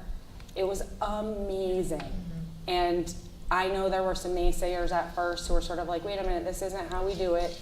Like, and the group that envisioned it went with it. And it was like, I think a lot of us who thought we knew what Unity Night was were like, oh, wow, like, this is amazing. This is so cool. So I just appreciate you all. I know it takes a lot of effort, time, and energy. We're all busy. And you're helping make Tucker just, like, an even better place to be. So I really appreciate you for that. And finally, Mrs. Hogue, filled with gratitude that you're here. And, you know, I feel just so optimistic. I am really actually excited that I have 2 more years to sit at this table now, you know. I'm feeling really motivated to, like, see where we're at next fall and the fall after that. And you're giving me, and I think all of us here, just, like, a lot of hope, but not just, like, you know, oh, sure, like, we hope things will get better. No, like, it's data driven, it's strategic. You're building systems that are, like, aligned to the work you're doing at the district level. And I just actually feel, like, I can't really describe it, but this is such a powerful experience for me. So I appreciate it very much. And thanks again for spending your time here with us tonight. I'm thrilled to be here, so thank you. Well said. Thank you. Thank you. Thank you so much. Thank you.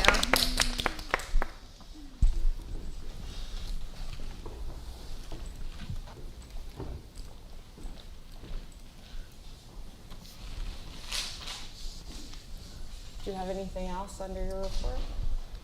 I do not. All right.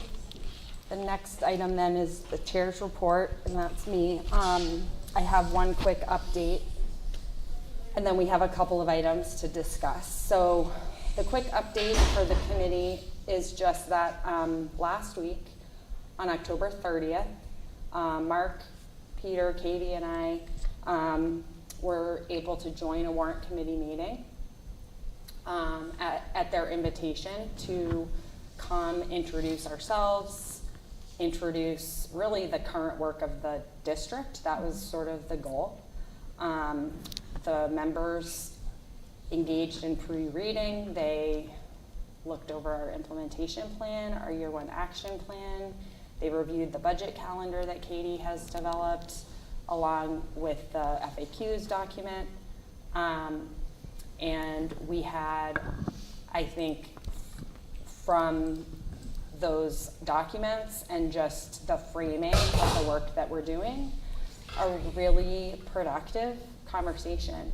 The members asked some good questions that, were really sort of at that higher level overview, recognizing that it will be in the coming weeks where, we're digging into the actual FY26 budget request as that becomes, kind of gets built. But I just, in this context, wanted to report that back as, I think, a really positive development. Again, as the person who's been sitting here the longest, unprecedented for me in my time at school committee, having that opportunity to go and I think set a really positive collaborative tone to begin the budget cycle with the warrant committee, and really appreciated their curiosity about the work that we're doing. And I think we just gained some understanding that they will have a much easier time understanding our budget requests if they're understanding the priorities that are driving the work the district is doing. And of course, because of all the work you have done, we actually had very clear documents to share, and they were very appreciative for that. So, thanks to the three of you for how you prepared for that. And I don't know if you have anything you want to add to it, but it's really just a positive,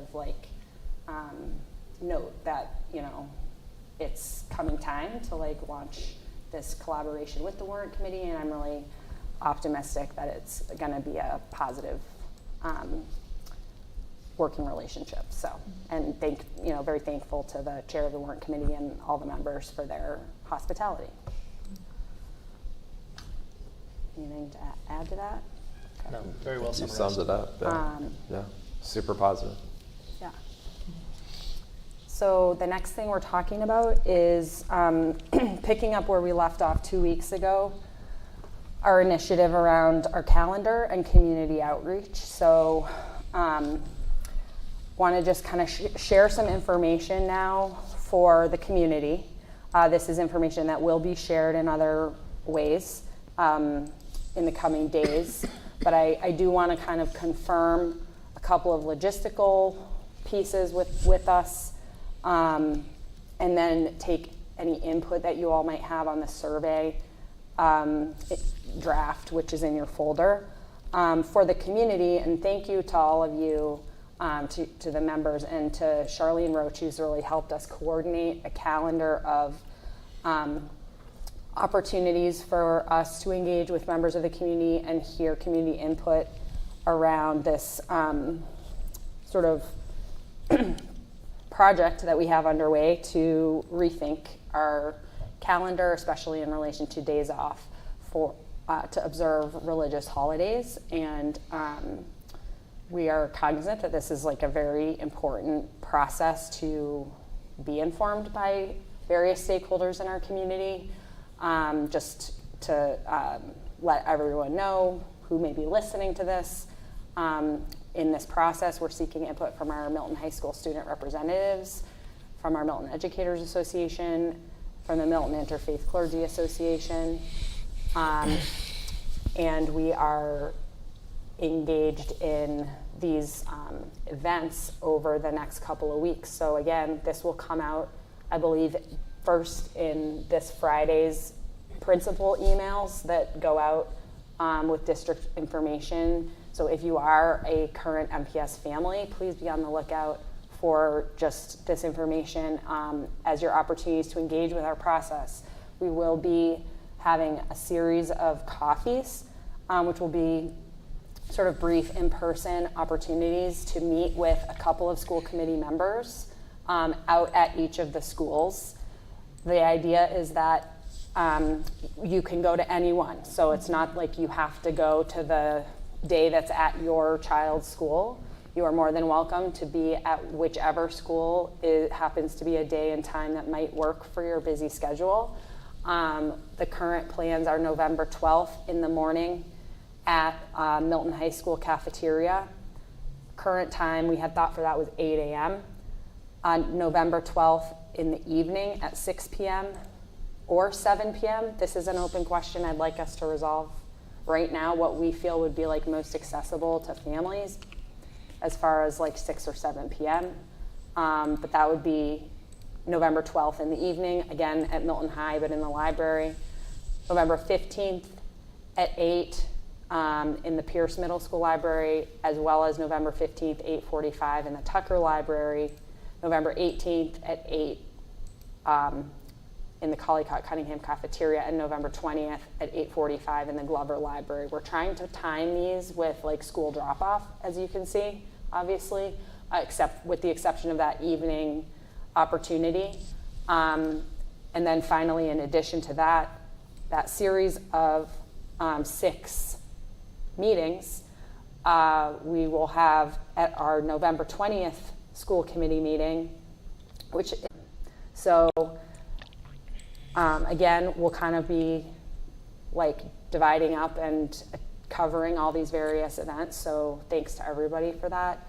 I think the only questions I have are on the logistical front with the timing, like the 8:15. I had heard a question about the best timing for like Cunningham Collycott drop off, I believe. I'm not sure about Pierce and the high school. Here. So like if we can kind of try to confirm that right now and make sure the information that goes out on Friday is accurate and those are the right times. And then the 6 to 7 p.m. question for the evening one. What do you all think? Let's just start with those pieces. Like what's our input on like the best timing? For which one? Like the evening one, I might suggest 7 p.m. because 6 p.m. is literally dinner time. Okay. So, Yeah. sorry. I'm so echoey. That's kind of what I thought too. Yeah. All right, so we'll make that one 7 p.m. That will be November 12th at 7 p.m. May I suggest adding the end time of these sessions? Because what if people are running late and they don't know when these sessions might be closing and they might come in like an hour later and Yeah. the session might be already ended. Yes, and I would like to know since I signed up for 2 sessions. I would think an hour would be sufficient for this. It's not a big presentation. It's a chance for the community to come in and hear just a brief overview of what Lizzie has just shared in terms of process and the why, and then listening and conversation. So Yeah. I would think an hour would be probably appropriate. I agree. Yeah. That's a good idea to add the end times. Yeah. Okay. And then the Collycott Cunningham drop off. The class starts at 8:20. Yeah, 19. Okay.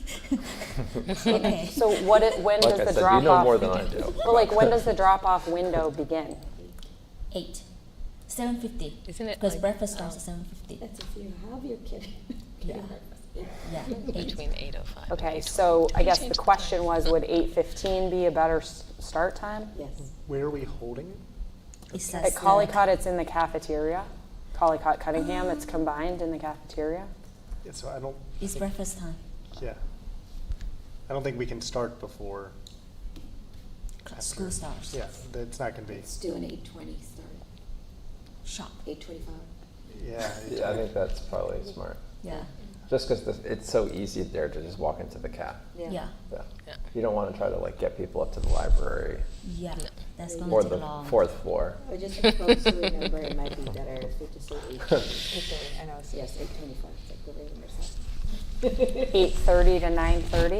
Yes. Do you think that would be most accessible for people? Sure. Okay.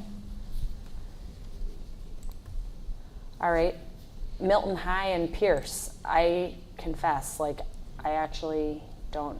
What is the right time for? Like 7:50 here at the high school. Middle Could be school like also 8. 7:50. Yeah. 8. So 8 works for Yeah, those? 8 works. Yeah. Yeah. 7:57. All right. So then we have 8 at Milton High and Pierce, and then we have 8:30 at Collycott Cunningham, and then we have 8:45 at Tucker and Glover. So, great. Okay, and 7 p.m. for the evening. Perfect. Okay, great. Can you all access Yes. the Google form in the folder? And do you have, I will update the times to include the end times here. And as you can see, this was just attempting to, and like Selena, thank you, sort of helped me put this together. So the goal here was to just frame the initiative, you know, so people would sort of have that context.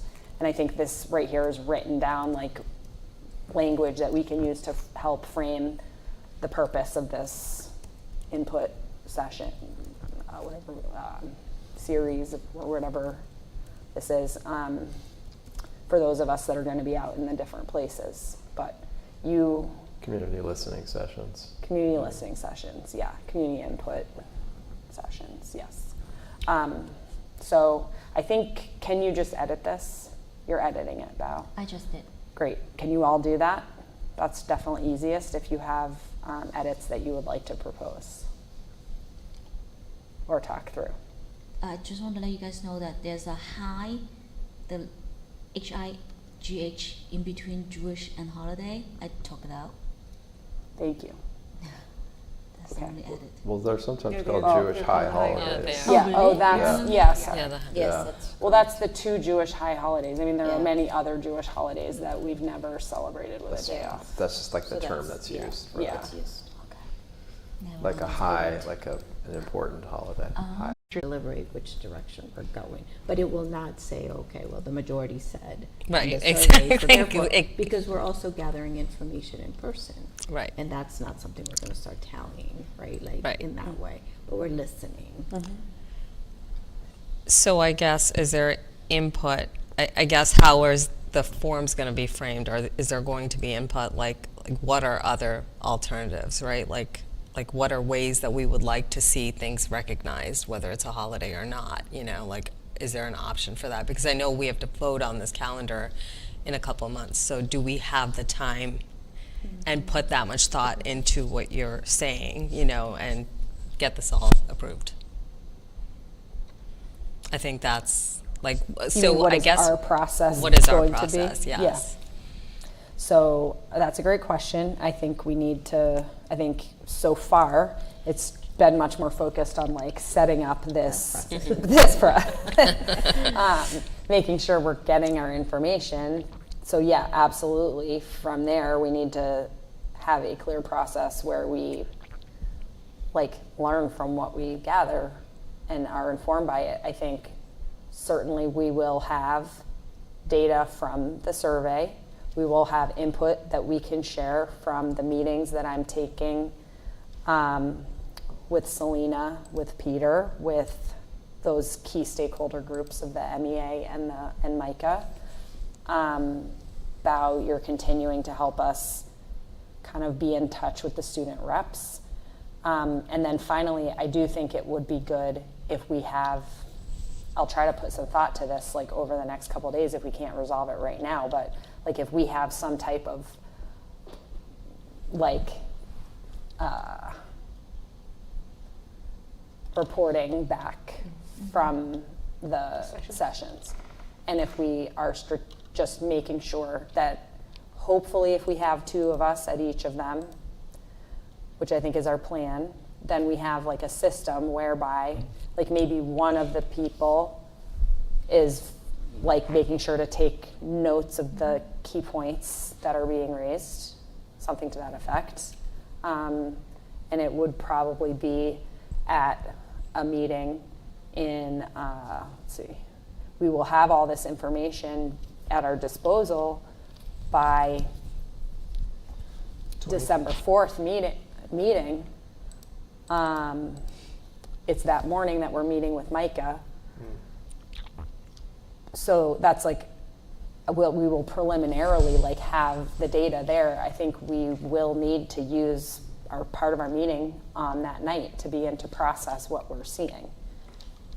And because we know, the one thing we know is that we're not gonna make everybody happy with this. Right.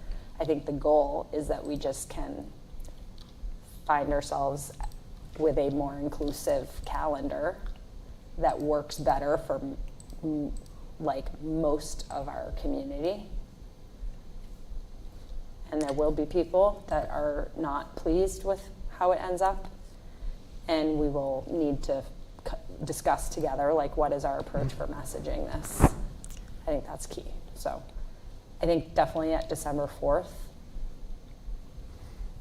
I mean, we'll have the data, we'll be able to process it ahead, and then I think like we do with a site council, we can like pose questions in our own discussion of like what we're noticing. Right. What we're noticing, what it's making us think, right? And you're talking about 2 options. It's just like, I do think that's, like I think these have generally through the research of other districts. The reason we are posing these 2 options is like, these are 2 options that have surfaced as solutions other districts have chosen.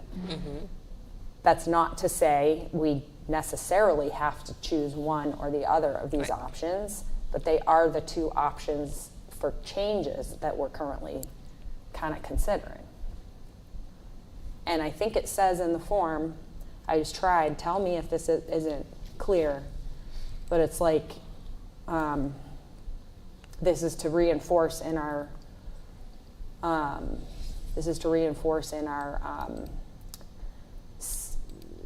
input sessions as well. But like even in that last open-ended response question, it's like anything you would like us to consider related. Like we are considering all this information, we're gathering input. We will have to make the decision.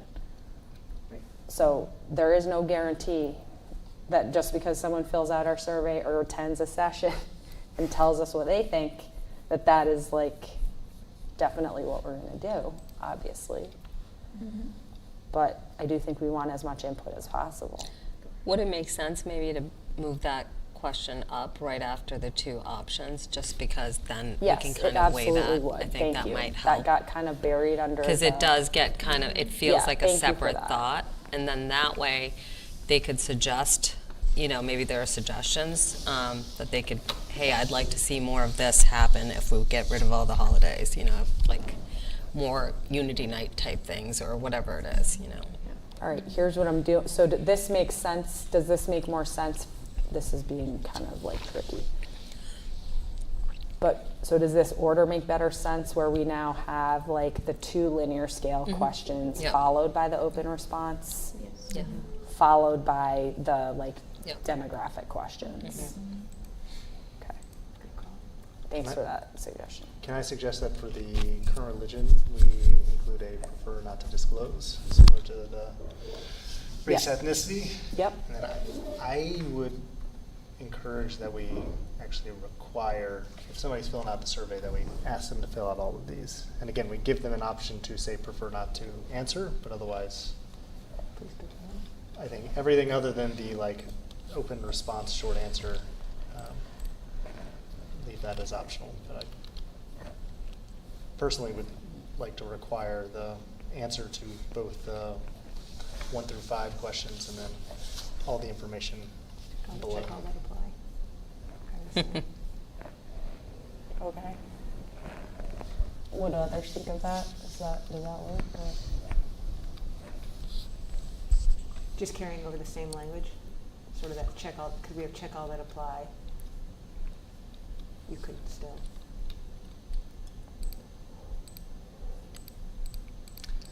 Yeah, I was more for the religion, just at the prefer not to disclose, but is that that's a checkbox. So I think adding that language into is another good one. Check all that apply.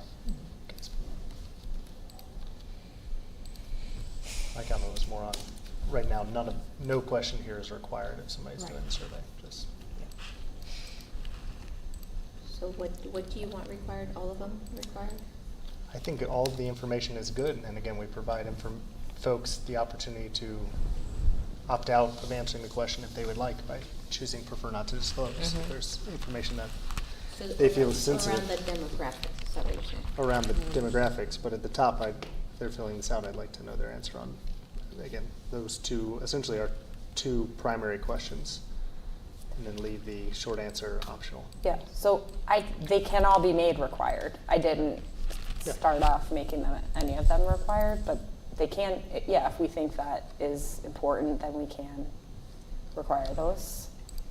I mean, it just won't let people proceed like. Right, the only thing is, how about if I'm filling this out and I don't have a strong position on this, I guess I could just say Neutral, 3. But I don't want to, but I do want to tell you what I think. So then I can just get there, right? Like, which could be the case. Some folks may be like, well, I don't like those 2 options. I don't even want to weigh in. I just want to go in here. But we could make them give us their pulse, right? Take the pulse. That's what we're doing. Taking the pulse. Yeah. So yes, you could. I just could see, I could make the argument both ways, I guess. Yeah.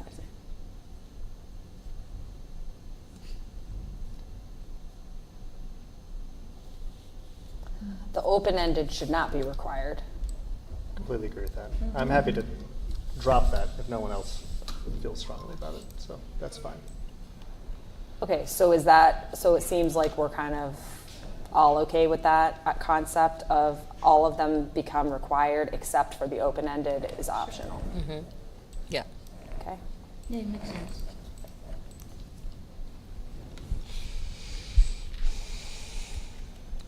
All right. Follow the same chain of thought about like thinking about things. The question about asking what school are you or your family member currently attending? And then at the bottom we have another question like, please describe your current relationship with MPS. Yeah. Shall we move these questions Together? Yeah. Sure.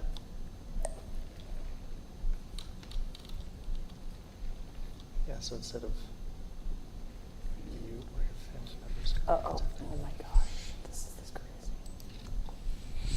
Okay. Too many cooks. No, it's like clunky and I'm trying to only move it here and it goes there, whatever. I I know what you're talking about. Okay.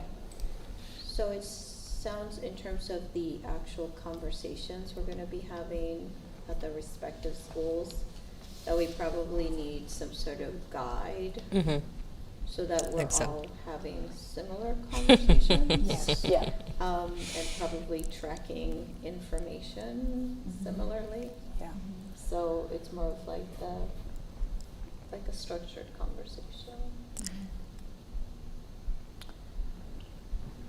Should we do any sort of like small group, or is it just like a discussion? Like, are there ways, like, I mean, should we kind of brainstorm ideas, like similar to what you did with like the oversized pieces of paper and everybody was kind of filling in stuff? Because I think, otherwise it's just a bunch of people saying stuff, and I don't know if there's a way to like kind of, Or maybe use sticky notes.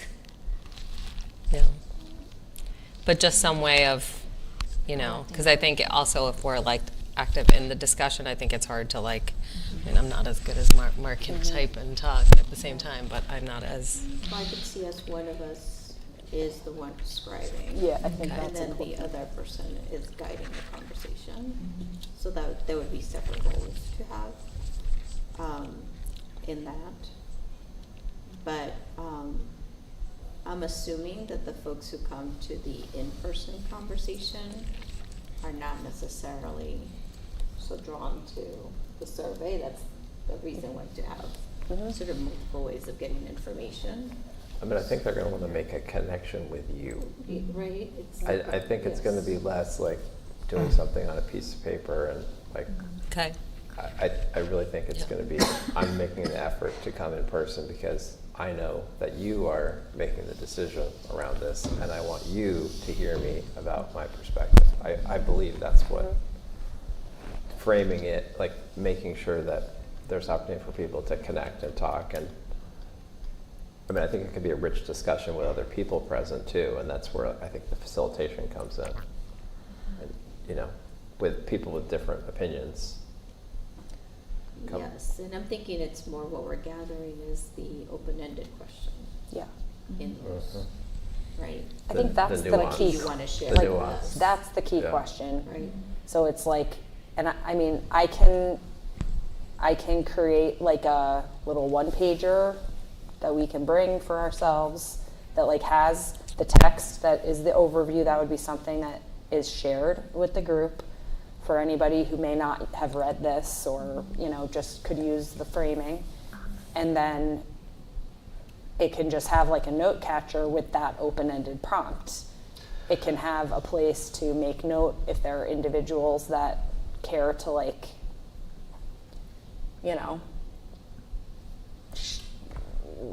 kind of talk about specifics that we're able to capture, but especially given the time, I think the idea is, I want to make sure, and I think we should frame it this way, that like it's more than fine for someone to drop through as they've dropped their kid off. They're not signing up necessarily to like participate in an like highly structured like 1 hour conversation. I think it's completely fine for them to come, tell us something they want us to hear, and leave,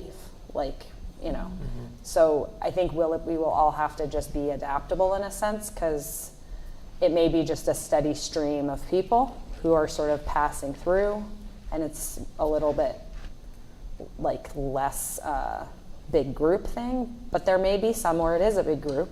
And then I think we'll kind of have to think on our feet, and it's possible we might, if there's a very big group and you want to make sure everybody can be heard in the time we have, like maybe even dividing up into 2 groups in order to do that. Might even be helpful to have, like I was thinking about, we were talking about the like big white sheet, but not that. But if you had even like index cards or something, so if some people just want to be there, they want the opportunity to hear it, but maybe aren't comfortable saying so. Just the opportunity to kind of capture, like if that open-ended question, if you just have that and say, what would you consider? Yeah, index cards is a great idea. Like we can totally do that and have them available, and some people might want to. You can just say it, or if you're not comfortable speaking, like if you just want to share your thoughts, write it down. It's a good So you idea. can leave with Yeah, it. that's great. And we can also make this survey into a QR code, and people can scan the QR code and direct them directly to the survey to Yep. to Great enter idea. all those feedbacks. I can do that. I think I'm like basically I've exhausted like every QR code free QR code Oh, we don't generator need that that. exists. It's right here. You can make It makes it for you out of the Google form. Yes. Amazing. Okay. Hold on 1 second, and I just need to figure it out. Whatever.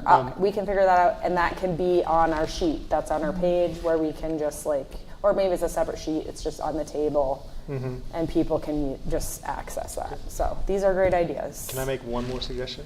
Yes. To me, the strongly agree and strongly disagree are flipped. On a Likert scale, It's disagree is 5 to 1, 1. agree is 5. Okay. That's just naming. I didn't even read it. I would have assumed a 5 is I like it. I agree. We can flip that. That is, you know what? That's because you're currently in your doctoral program, and it has been several years and children since I completed my doctorate, and I forgot that that's true, but I think you're right. Yeah. Ah, right here, I found Except it. I think it's pronounced liquor. It's right here. Is it Likert? Well, I think that there was something where the person that created it was somehow connected to someone I knew. And they corrected me. I believe they said it was liquor. I will have to now double check. Everybody pronounces it the other way. Okay. So that's probably the way to pronounce it, right? Thanks, everybody, for your input. I will work on this stuff we've just discussed and send it out. Let's see. The 12th is oh my gosh. That is Should we make an extra week and put it in there? Bao and I. Okay. So I will get this stuff to us hopefully definitely by the weekend. And does it make sense maybe to like provide the rest of the committee? I don't know if there's a meeting between your session and our next meeting, like, or the next session, like just like an update, like how it went kind of thing, just so if we need to tweak anything before the next session might be helpful. Yeah, just like a little blurb, yeah, email. just like, yeah, that would be great. Yeah, so on next Tuesday, we have 2. And so absolutely, yeah, we can kind of report back by an email, just FYI, ahead of those next ones later that week. Right, and just maybe some suggestions like, hey, this is how it went. Maybe if we had this, it might work better for the next one, or however. Great. Okay. Thanks everyone for your input on that. Yep. Sorry that was a little lengthy, but I think, we're trying to get this right and appreciate everyone's participation in it. So It is liquor. Just that's enough. I just looked it up. that's fine. I feel like I don't have room in my brain for that information. We should push this,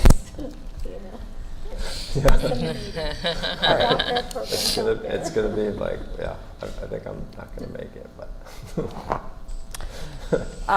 It is getting late, but we have one other piece that we need to continue the discussion on now, which is the subcommittee meeting recording question.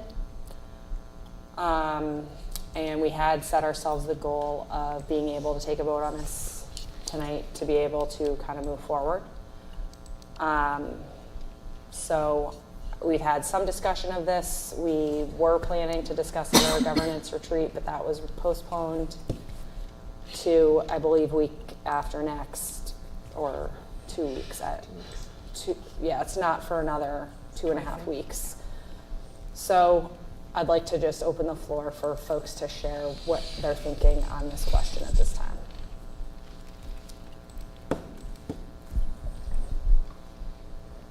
Can share, we did receive feedback at the warrant committee from at least a couple different members that they had followed the fact that we were taking this under consideration, and the opinions shared were in favor of us following through with this idea. I have some thoughts, but I can let the rest of you go, or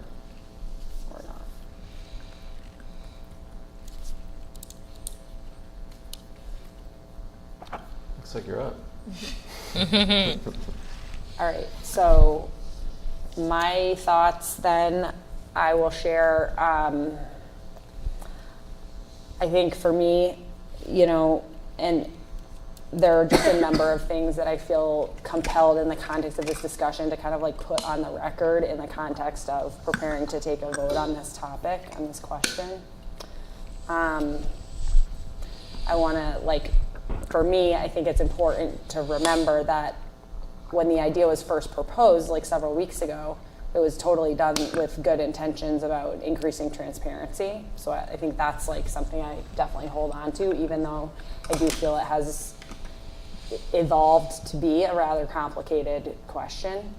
I think for me, just my own learning, I'll just voice, and serving as chair of this committee, I think I wish I could have supported us to like take a spontaneously sort of expressed idea and maybe have a little more structure to the conversation about it, as we were able to consider, frankly, like the far-reaching implications of the idea, because I think it's an idea that is a good idea, and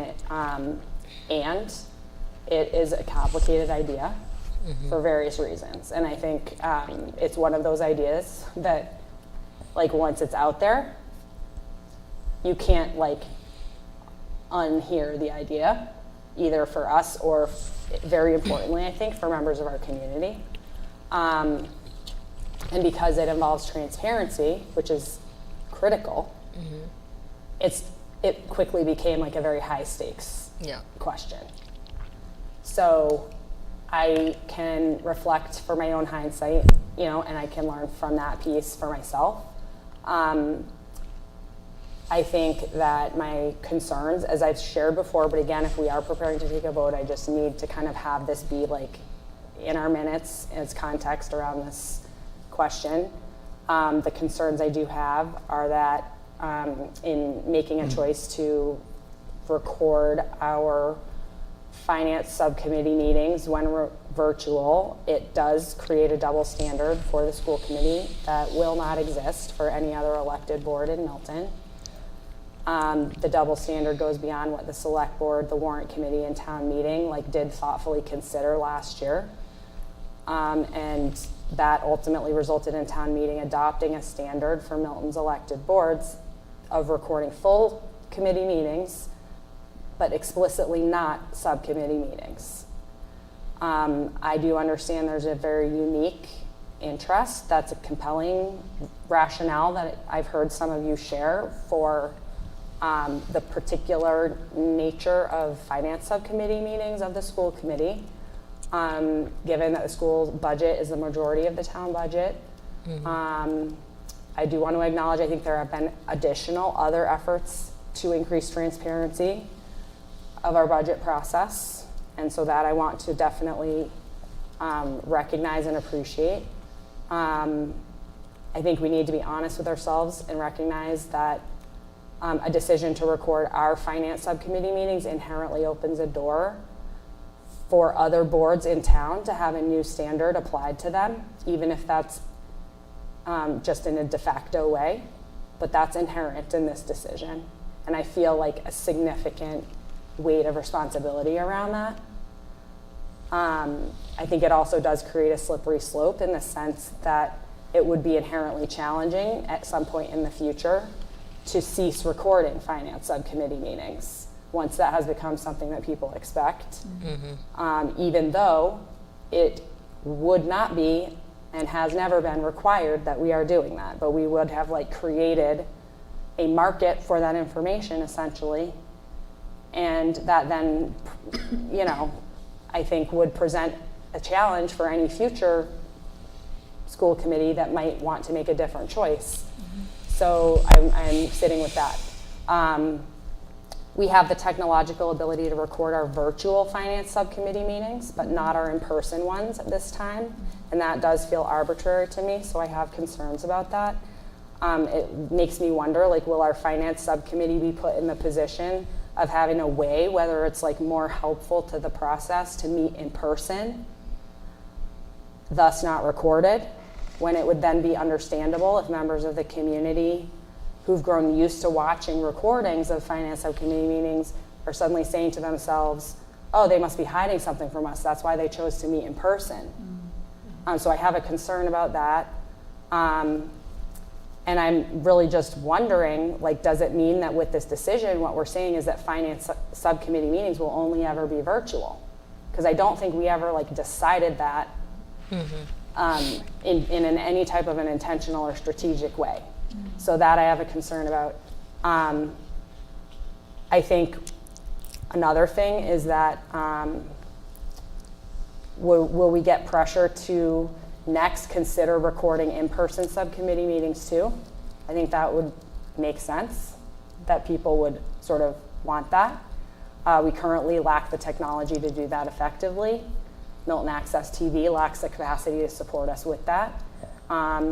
And on that slippery slope piece, it's like, well, why not record all subcommittee meetings when we deem them to be about topics that are of interest to the community? Why not record all of them? And if the school committee is doing it, why shouldn't the Board of Health be doing it? Why shouldn't the Select Board be doing it? So I just feel a responsibility to name that while I don't believe the original idea was raised like with any, I think it was purely like a good intention to increase transparency. I think it's a Pandora's box situation where it just leads to all of these things. But I'll wrap up. I'm sorry to go on so long. I just have to put this all out. I think what I have to express is like a sense of feeling like personally trapped on the question when I'm contemplating how to vote on it. Because on the one hand, as I've been expressing, I'm deeply concerned, that this step undermines like the kind of intentional, strategic governance decision-making that I think we have been trying to put in place for ourselves on the school committee. And I think what it's done, trying to do is like essentially creating a pretty short-term solution to a problem that I'm not sure fully existed, and I'm not sure there wouldn't have been other ways that we could have really like increased our transparency without taking this step. But again, now that it's kind of out there as an idea, I also feel like I have a hard time voting no, because I believe at the bottom line, like I want there to be increased transparency. And so I don't feel like there's a way for me to vote no on the question of recording that doesn't create a perception that I am somehow like opposed to transparency. And I struggle with that. I feel like there's not really a great either way. Now, we're not here to just have an easy time all the time, make every vote an easy vote, so I get that. And I'm not opposed to taking hard votes. That is part of what we have to do sometimes. But I will say I'm only comfortable supporting this, which I feel I basically feel I have to do, because I refuse to put myself in a position where people can like accuse me of subverting transparency. Right. Because that is something I ran to bring to the school committee. It's something I've always sought opportunities to bring. So I will say though, last thing is like, this would need, for me to support it, to have a clear explanation attached to it, to accompany the finance subcommittee recordings wherever they're living, to make it clear that this is a narrowly tailored decision that the school committee has taken, that it applies to virtual finance subcommittee meetings, time-bound for this school year. When we have, it's true, like particular challenges in relation to probably seeking an override, most obviously, that do naturally attract more attention, which we welcome. Like, we want people to know what's happening in our meetings because we need people to support our needs. And I am confident that the more people know what is being done around these tables, the more people will support what we're asking for. So there's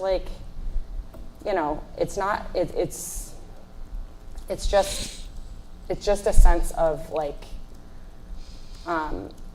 trying to move forward, but in a way that could mitigate the many challenges that I listed out, that I do believe are unintended consequences, but that I do not see a way to totally avoid. And so therefore, I think it's important to just, if we choose to do this, the majority of us, that we're able to do it with clear guidelines around it so that people understand what it is we have agreed to do, what it is we have not yet agreed to do. And that any of those slippery slope scenarios would be subsequent conversations and decisions that we would need to undertake, or future combinations of school committee members. So I'm sorry, I've said that piece. I think as a matter of context, it helps as well. So having been on the warrant committee last year when this came up, one of the things, the citizens petition that came through was around committees being recorded. The discussion or the recommendation from the warrant committee had been, can we pause this, because we think it's important to look at subcommittees for this very reason, because there are some, like finance subcommittee, that are important to people. I think one of the things that came up though within that was what's important to one isn't necessarily important to somebody else. So somebody else might say, I want to know why these policies are being made. So it's the policy subcommittee. Like, what's the discussion around those, right? Just for example, right? And so I do think facilities. Or facilities, why are we doing this? What was the conversation around Cullycott or Cunningham or these things? So, and the phrase that was used last year was, don't let perfect be the enemy of the good, which is fine to say that, but when you're talking about specifically policies, like you are now establishing a policy. And I think that is the difficult part. And that was, I think, the reason that the recommendation last year was what it was to the town, which was like, whoa, we might want to pause this because how broad does it go? And this was the unintended consequence of it, right? Which was what we're dealing with right now. Because the way the town voted was all elected committees are recorded. And so I'm not disagreeing with you. I mean, part of the reason I was recommending last year with subcommittees is because finance is so important. But again, the reason it came up is because health board was very important to somebody, right? Which other people were like, health, you know what I mean? So I think it becomes, my concern is it becomes arbitrary based on one person's or one group of people's thoughts around what's the most important thing to record. And that's where I get nervous, and then we're narrow scoping it, right? So it's finance as long as it's virtual for this year, as it has to do with this. Right. Then it feels like, okay, if you don't do it next year, oh, why didn't you do it next year? They did it this year. So I don't disagree with the need. I get very concerned about the fact that there's not a process or a filter by which the decision is being made. So it's either all subcommittees, because for that very reason, or it's no subcommittee. I don't think, and I recognize the finance is a big piece of it, but I get worried that it feels somewhat arbitrary around what is being recorded and what isn't. And I agree with you. I mean, because then it does, I understand the need, I understand the interest. I think right now it's not an opportune time for people, but it is available for people to do, it's a Zoom session. I don't even know if if every subcommittee meets the same way and that there's that opportunity. So it just, I don't know, it just, the inconsistency of the way that they're held and what's recorded and what isn't just gives me pause. I'm going to jump in there, and I gotta say, I when I heard it, I understood the intent. However, the application of it, differently, just because of the topic. I mean, I do get it. I mean, finances, we need to, right? And transparency is important. And it is a big part of our job to get that budget done. And I get that, but I think it's the inconsistency by which we would apply it. And then also one of the worries I had was in terms of when we do need to meet in person. So I've been listening to the conversations, right? 3 conversations have happened, and all of a sudden there might be a meeting where it does require for us to come and meet in person, and that meeting is not recorded. And maybe something substantial happens in that meeting, and now there's a gap. And so it just creates this very messy process. And so I did, and I was suggested that we bring it back to governance and really talk about it, so we can have a dialogue around the different consequences, right, of just doing it for one, not for the other. And then I appreciate you even zooming a little bit even further, of thinking about what does this mean for others, and for town business. And so I do want to be transparent. So it's not, against that, but it's more about, I do think that we need to be more thoughtful and think about our procedures across and what that looks like, and be very clear if we're going to start doing things differently for one versus the other, as to why that is, and spell it out, because I think it's important, and to know that we are not always going to be in this seat, and so it's important for those who come and take it to know and say, oh, okay, this is why the practice is this way. Otherwise, we create these expectations that not every single group can meet or will meet. So I would just like to, I think all three of you have made really good points on this, and I completely agree. It makes absolute sense. I initially was like, hey, why not? What's the big deal? It's great, but sharing your point of view on it, I'm just wondering is it possible, and I received an email this week as chair of policy, as in, can you post supporting documents that are shared? Is that something that we do in the interim, like anything that we review in our meetings in addition to our minutes? Is that something that we can do as kind of getting to a middle ground? Or is there? I think that's a great question. I don't think know. that's part of the conversation of, like, we did kind of jump straight to this idea of the recording, Right. and there still could be, like, numerous things that are happening instead of or in addition to that can increase transparency, which again, like, we all want to do. So I think that I'm not sure, quite honestly, like, I don't know what level that type of decision would rise to. Yeah, I don't as know. far I'm as just like whether we have to formally vote to start to do that. If that seems more of like a procedure. practice, Yeah. because those are Procedural thing. those are it's like more public procedure. documents anyway. Yeah. They could be requested through a Freedom of Information Act request. So I think that would just be more of like a proactive way to share those documents. And I don't But really it's a go good and suggestion. watch, like, pull minutes from, like, other committee meetings. I haven't done that yet, so I don't know if there's any inconsistencies between how minutes are done. Mine are probably not as detailed as yours, and so on and so forth. So I don't know, like, I know with our school committee meetings, they can go on for pages, right? Like, so-and-so said this, so-and-so said that, and mine, I think my policy ones are more summary. So is there some sort of standard that we have to follow just so that it captures every detail and who said what? Like, is that, I know it's a lot. It's not a requirement. Okay.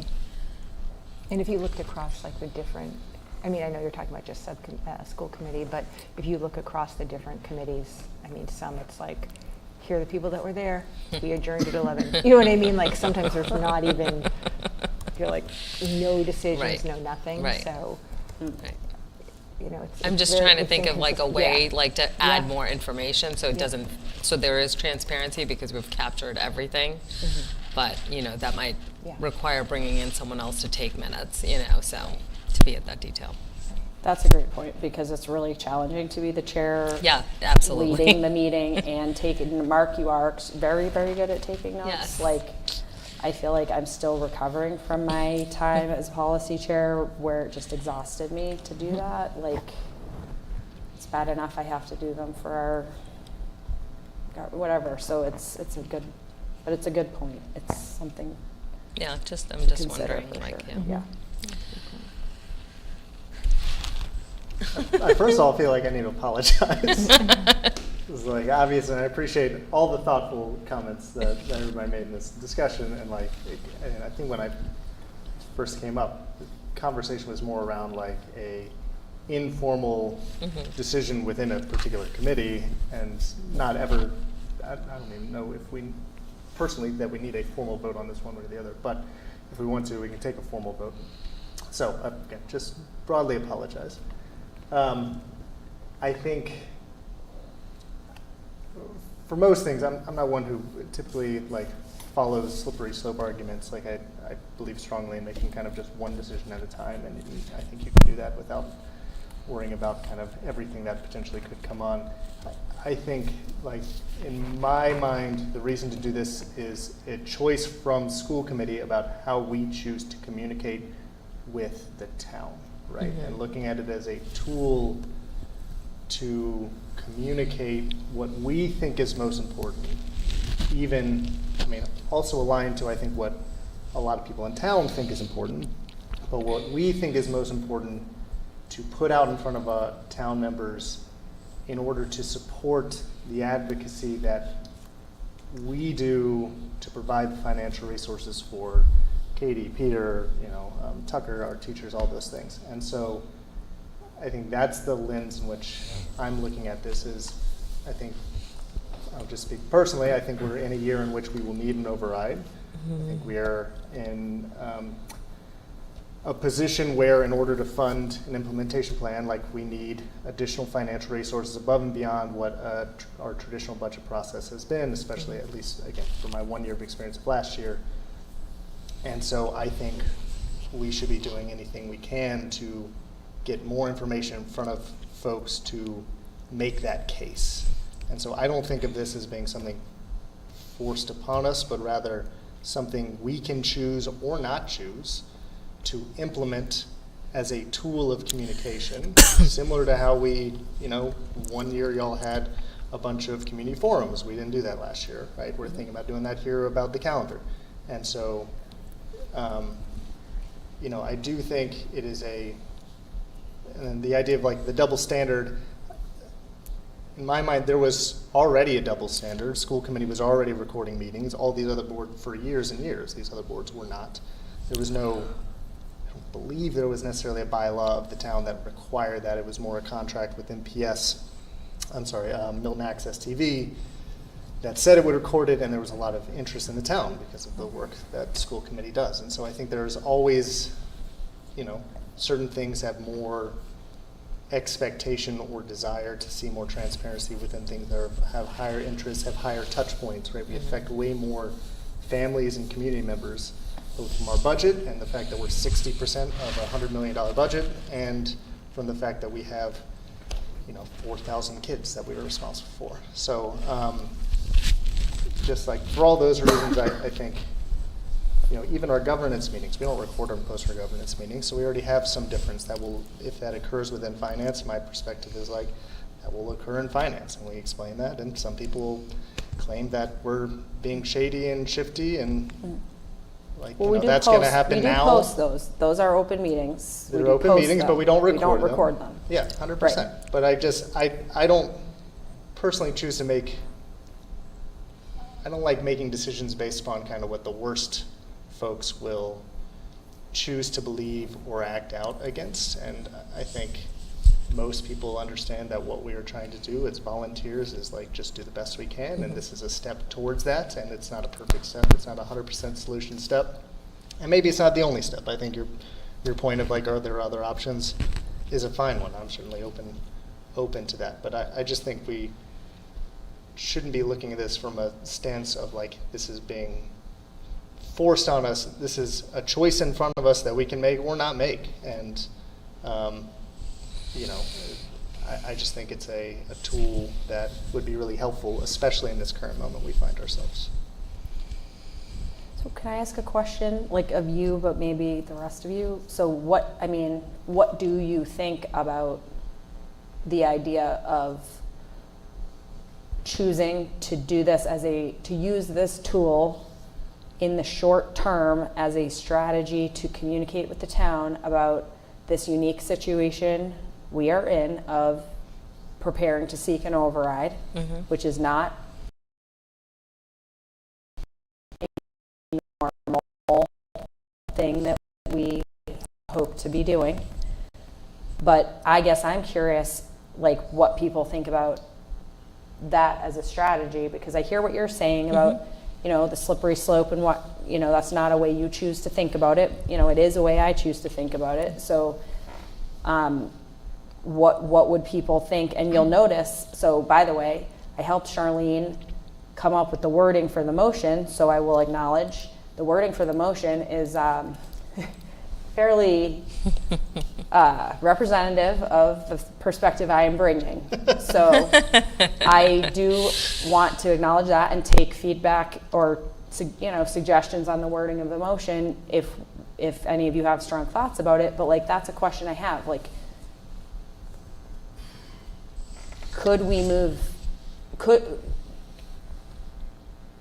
is there a way to try to choose to adopt a tool for ourselves for this budget cycle?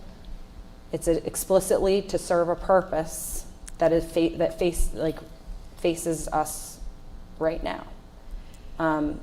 Like, that it's sort of something that, like, the 6 of us would be choosing to use as a tool in this next several months as we work together toward a goal, which is our FY26 budget.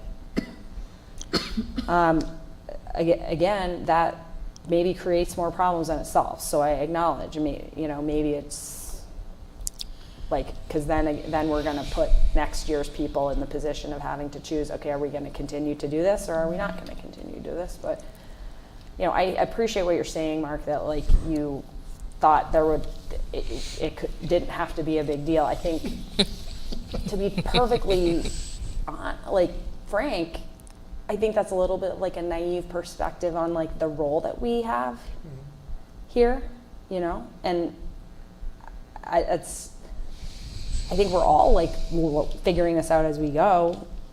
I just, I do believe we should take a vote if we're choosing to do this. I think it's a significant enough of a,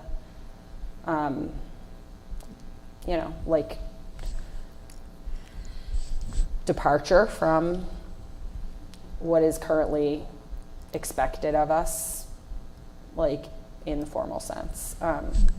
But I actually appreciate what you were saying about the way in which school committee has had a, frankly, uniquely transparent process amongst our town boards. That is true. Like, the school committee was recording our meetings long before it was required. And that was important that we've been doing that. So, you know, I appreciate that angle.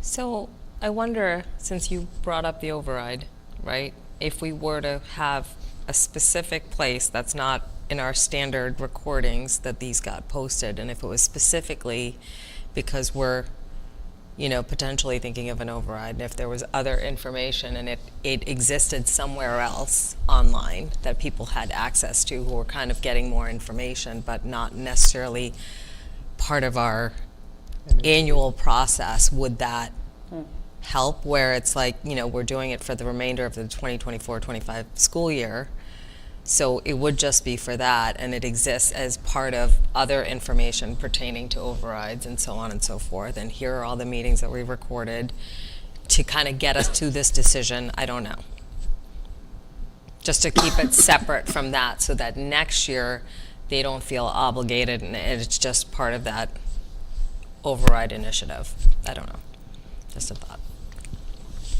So what if, so last year when we were on the warrant committee, we kept waiting for it coming to us about an override. So that was last year as well. And so this year, like, I don't want to get into it, but there's the potential that the select board says, oop, we don't want to do it. So it's, I guess, it's with the intent or the hope or the conversation, but it's not, Like, it's not a real thing yet. Yeah, Do you know what I mean? guaranteed. Yeah, And so absolutely. that's where I get nervous, because then it's like, okay, so if it doesn't happen this year, then we're saying whoever's in that position next year would similarly have to have the thing.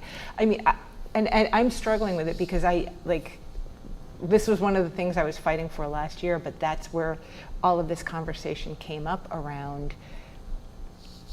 And I appreciate what you're saying, Mark, like in the sense of, I'm not thinking of it in the means of like a slippery slope.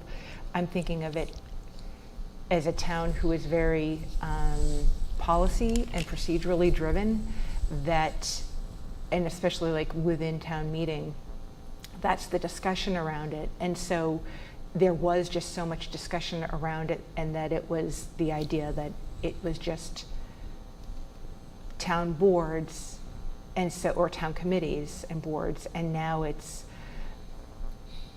I get nervous about the randomness of it, of this sort of like selective, narrow scope of it, that I think of it as precedent setting as opposed to slippery slope. So it's like, if we're doing it, that's the precedent that we're setting moving forward.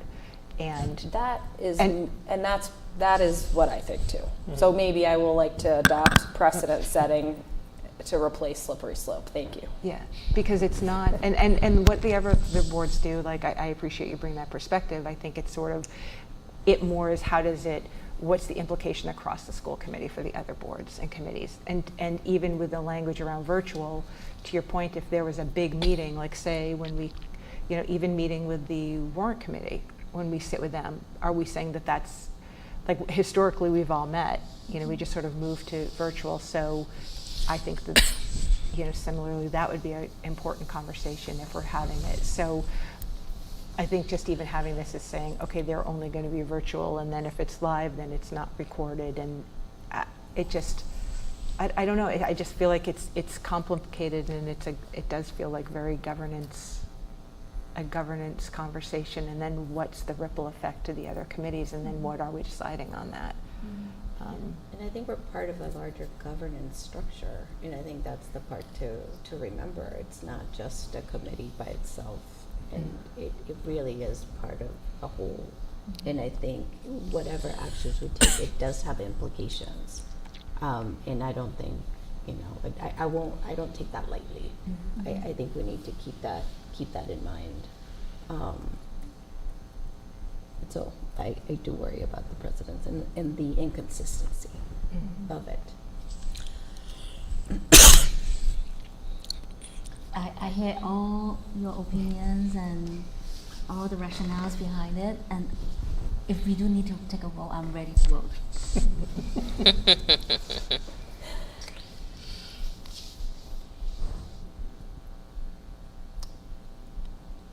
What do you all think? Thank you, Bao.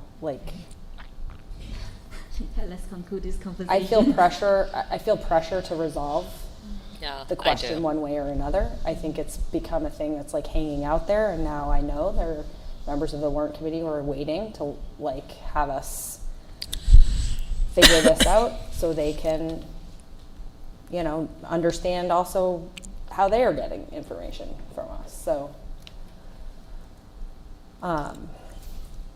this has been a good discussion. I think quite clearly, it is not cut and dry. Whatever we're going to do, I like the idea of exploring the document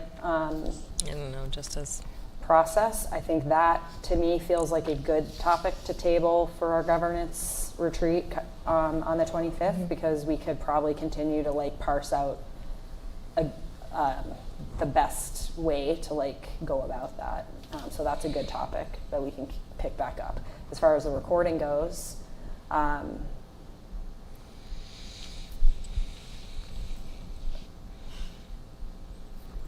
Bao is ready to take a vote. Are others?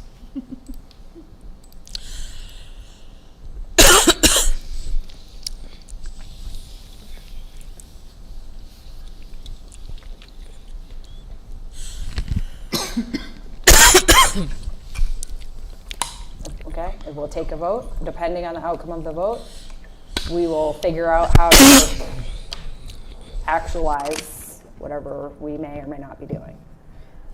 Okay, is the language of this motion okay? I mean, since we're having this whole discussion, I don't want to force any language that people don't want.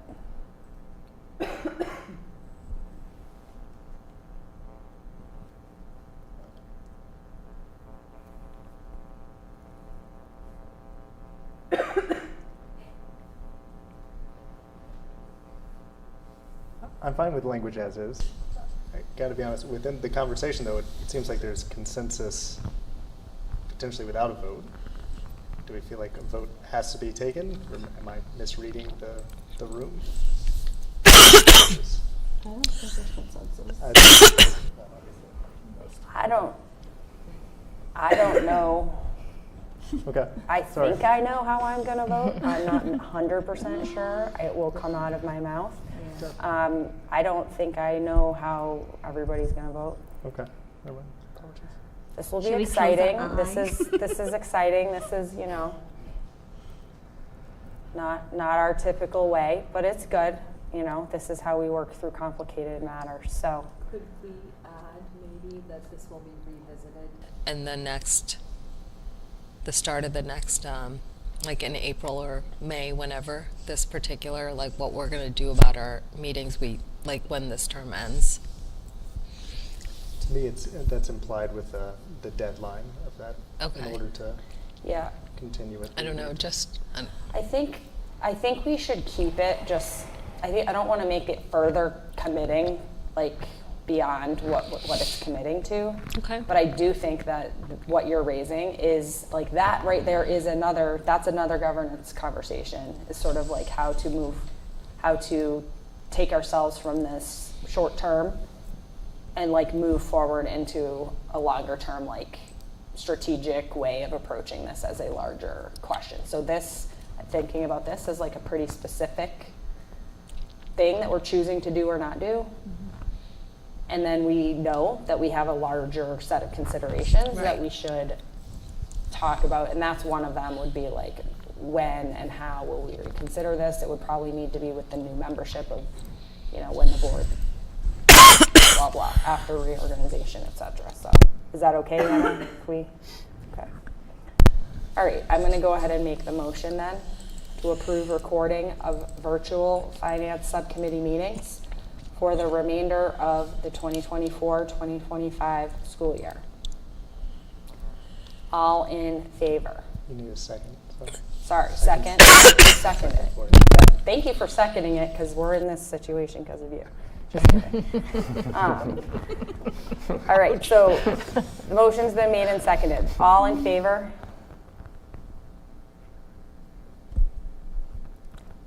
Opposed? It's a tie. Okay. So it fails. So I don't know what that means. It means it fails. Fails. If it doesn't have majority, it fails. Okay. All right.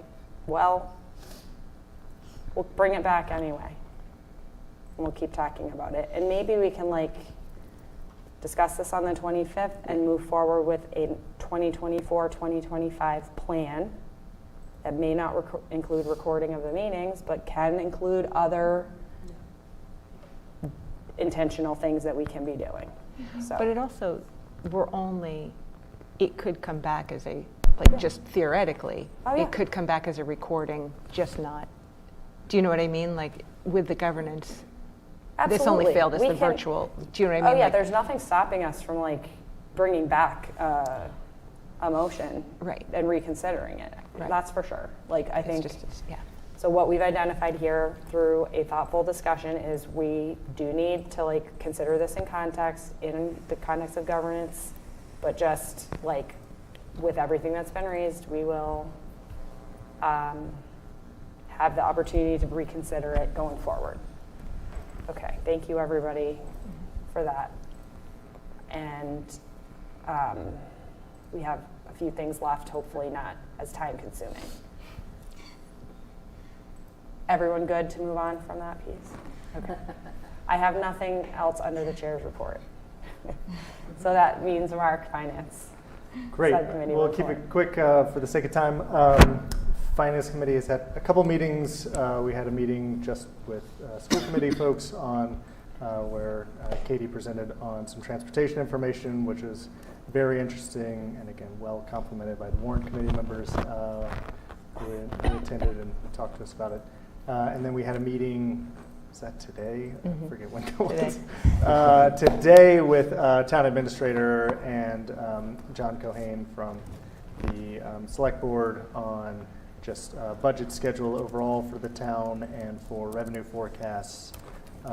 Overall, from a schedule perspective, we're scheduling a follow-up meeting kind of for the first week of December. We expect by the end of November to have more solid FY26 budget projections, and I think we also, from a school needs perspective, Katie and Peter's work, they'll have a better sense kind of by the end. And so the goal is that we will talk about those needs at the Finance Committee and then at the full school committee. Before then, we have the conversation directly with with the select board on at the beginning of December, the select board's Finance Committee. So that's kind of like the upcoming timeline. Sorry, Please. you might have just said this. So is that on track for our next school committee meeting? November 20th, that we have that discussion Not here? the 20th, no. No, it is not on track for the 20th.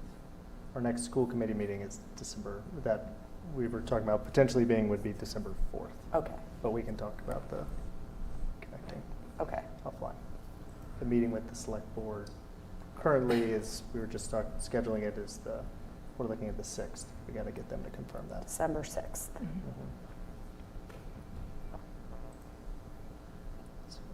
Kind of end of November, beginning of December to kind of do all those things. Talk about finance, talk about it here, and then talk about it with select board as the initial drafts. That's it. And then we have one warrant to approve, which I forwarded to you all just a little while ago. So I'll make a motion to approve vendor warrant 16 in the amount of $392,259.89, payable on 10/31/24. So moved. All in favor? Great. That's finance. Thank you, Mark. Okay, policy, Anna. So I have a motion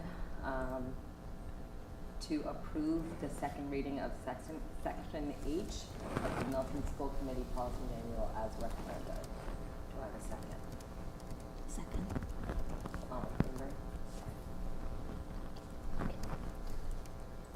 And then I think facilities is next.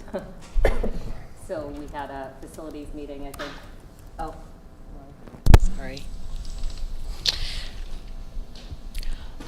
We had a facilities meeting last week where Tom McCarthy, our facilities director of Consolidated Facilities, shared his just updated draft of the capital proposal, capital list of items, and I emailed you all a little while ago the updated list that he kind of pared down. So we kind of looked at all of that. It was a pretty extensive discussion on all the items that he suggested, and he kind of streamlined them to, in terms of what priorities. So that list was not discussed. That was kind of what we discussed as a committee to come back with. So that was shared with the committee because he needs to share that with the town as well. So this year, as you all know, with asking for the additional funds for the fourth floor, we're just trying to be sensitive of there are a lot of asks. So so we just kind of streamlined that. We also talked about just kind of the timeline for the life cycle of all our building needs. Like they're all coming in on the age where things need to be replaced and updated. So we talked about maybe doing some sort of an outside evaluation of our systems to make sure that they're working fine and how much life we have left in each of them. We also talked about our outdoor spaces at all our schools. They need to be updated at some point, so we talked about partnering with MFE. A couple of names were thrown out. Some people who weren't there were volunteered for things, and we even talked about maybe reaching out to Curry College to see if they can do some of the design work there to kind of help, keep costs low and try to figure out some ideas. So that was really it in terms of the report, the capital list, and then we just gave an update to the committee about the vote that we took about the fourth floor last week. And then the other thing that we actually ended up tabling, we just kind of did a quick overview, was the FAC membership and maybe creating bylaws in terms of like if people want to join, if people want to get off the committee, like what is that process? We don't really have one for that. So that is something that we're going to be discussing in detail at the next meeting and just coming back with suggestions. And what we would do is like put together ideas and then review it with you. Yeah, so that's really my meeting update. Thank you. Great, thank you. So is there a sense of when we would be needing to approve the capital requests? I think they're just, I don't know if I had a timeline. He was going to share it with Amy and Nick. Okay. I haven't heard that. Okay. Yeah, we assumed you might get some of that information from the capital planning committee. Yeah. Of when they're going to start hearing from. Right. I think That's true. I think we approved it last year in like it's either December, January from the Yeah. facility advisory Okay. perspective. I think it was January. That the committee hasn't started up yet. Okay. Yeah. I did, somewhat belatedly, but I did share the formal update regarding our request for the Cunningham Collicott project. I think members are still needing to like be sworn in and so on. Okay. So there's like steps that need to happen still before I believe it can kind of get up and running. And yeah, so maybe, but I'll try to follow up with that. But I think, like, I just remember at some point, Tom, would come here Yep. and sort of walk through this with us and answer our Yep. questions and all that. So Yep. just making sure we know when we're going to do that. I'm sitting here thinking about December 4th, and I'm thinking that's not going to be the night because, like, we have a lot of things we're going to be doing on that night, I believe. But anyway, we'll work through it. Yep. But thank you for bringing this. Seems good.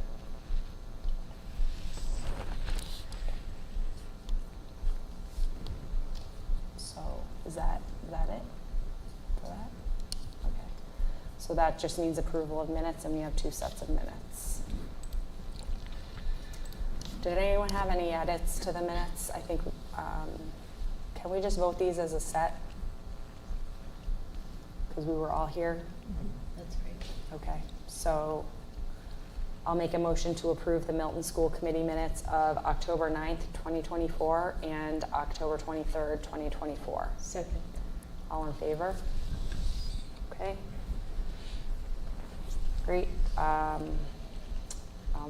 Next meeting agenda, we can follow up on that. I know that we have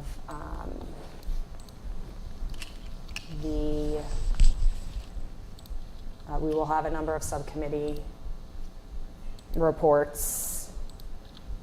As usual, I don't think we have a site council as I'm seeing it on here. The next one, I think, is the high school, whatever that is. Oh, really? Our draft thing says Glover on December 4th. And the high school after that. But anyway, we don't need to take more time on that right now. We'll figure it out. So I'll just make a motion to adjourn. Is there a second? Second. All in favor? Okay, thanks everybody. Thank you.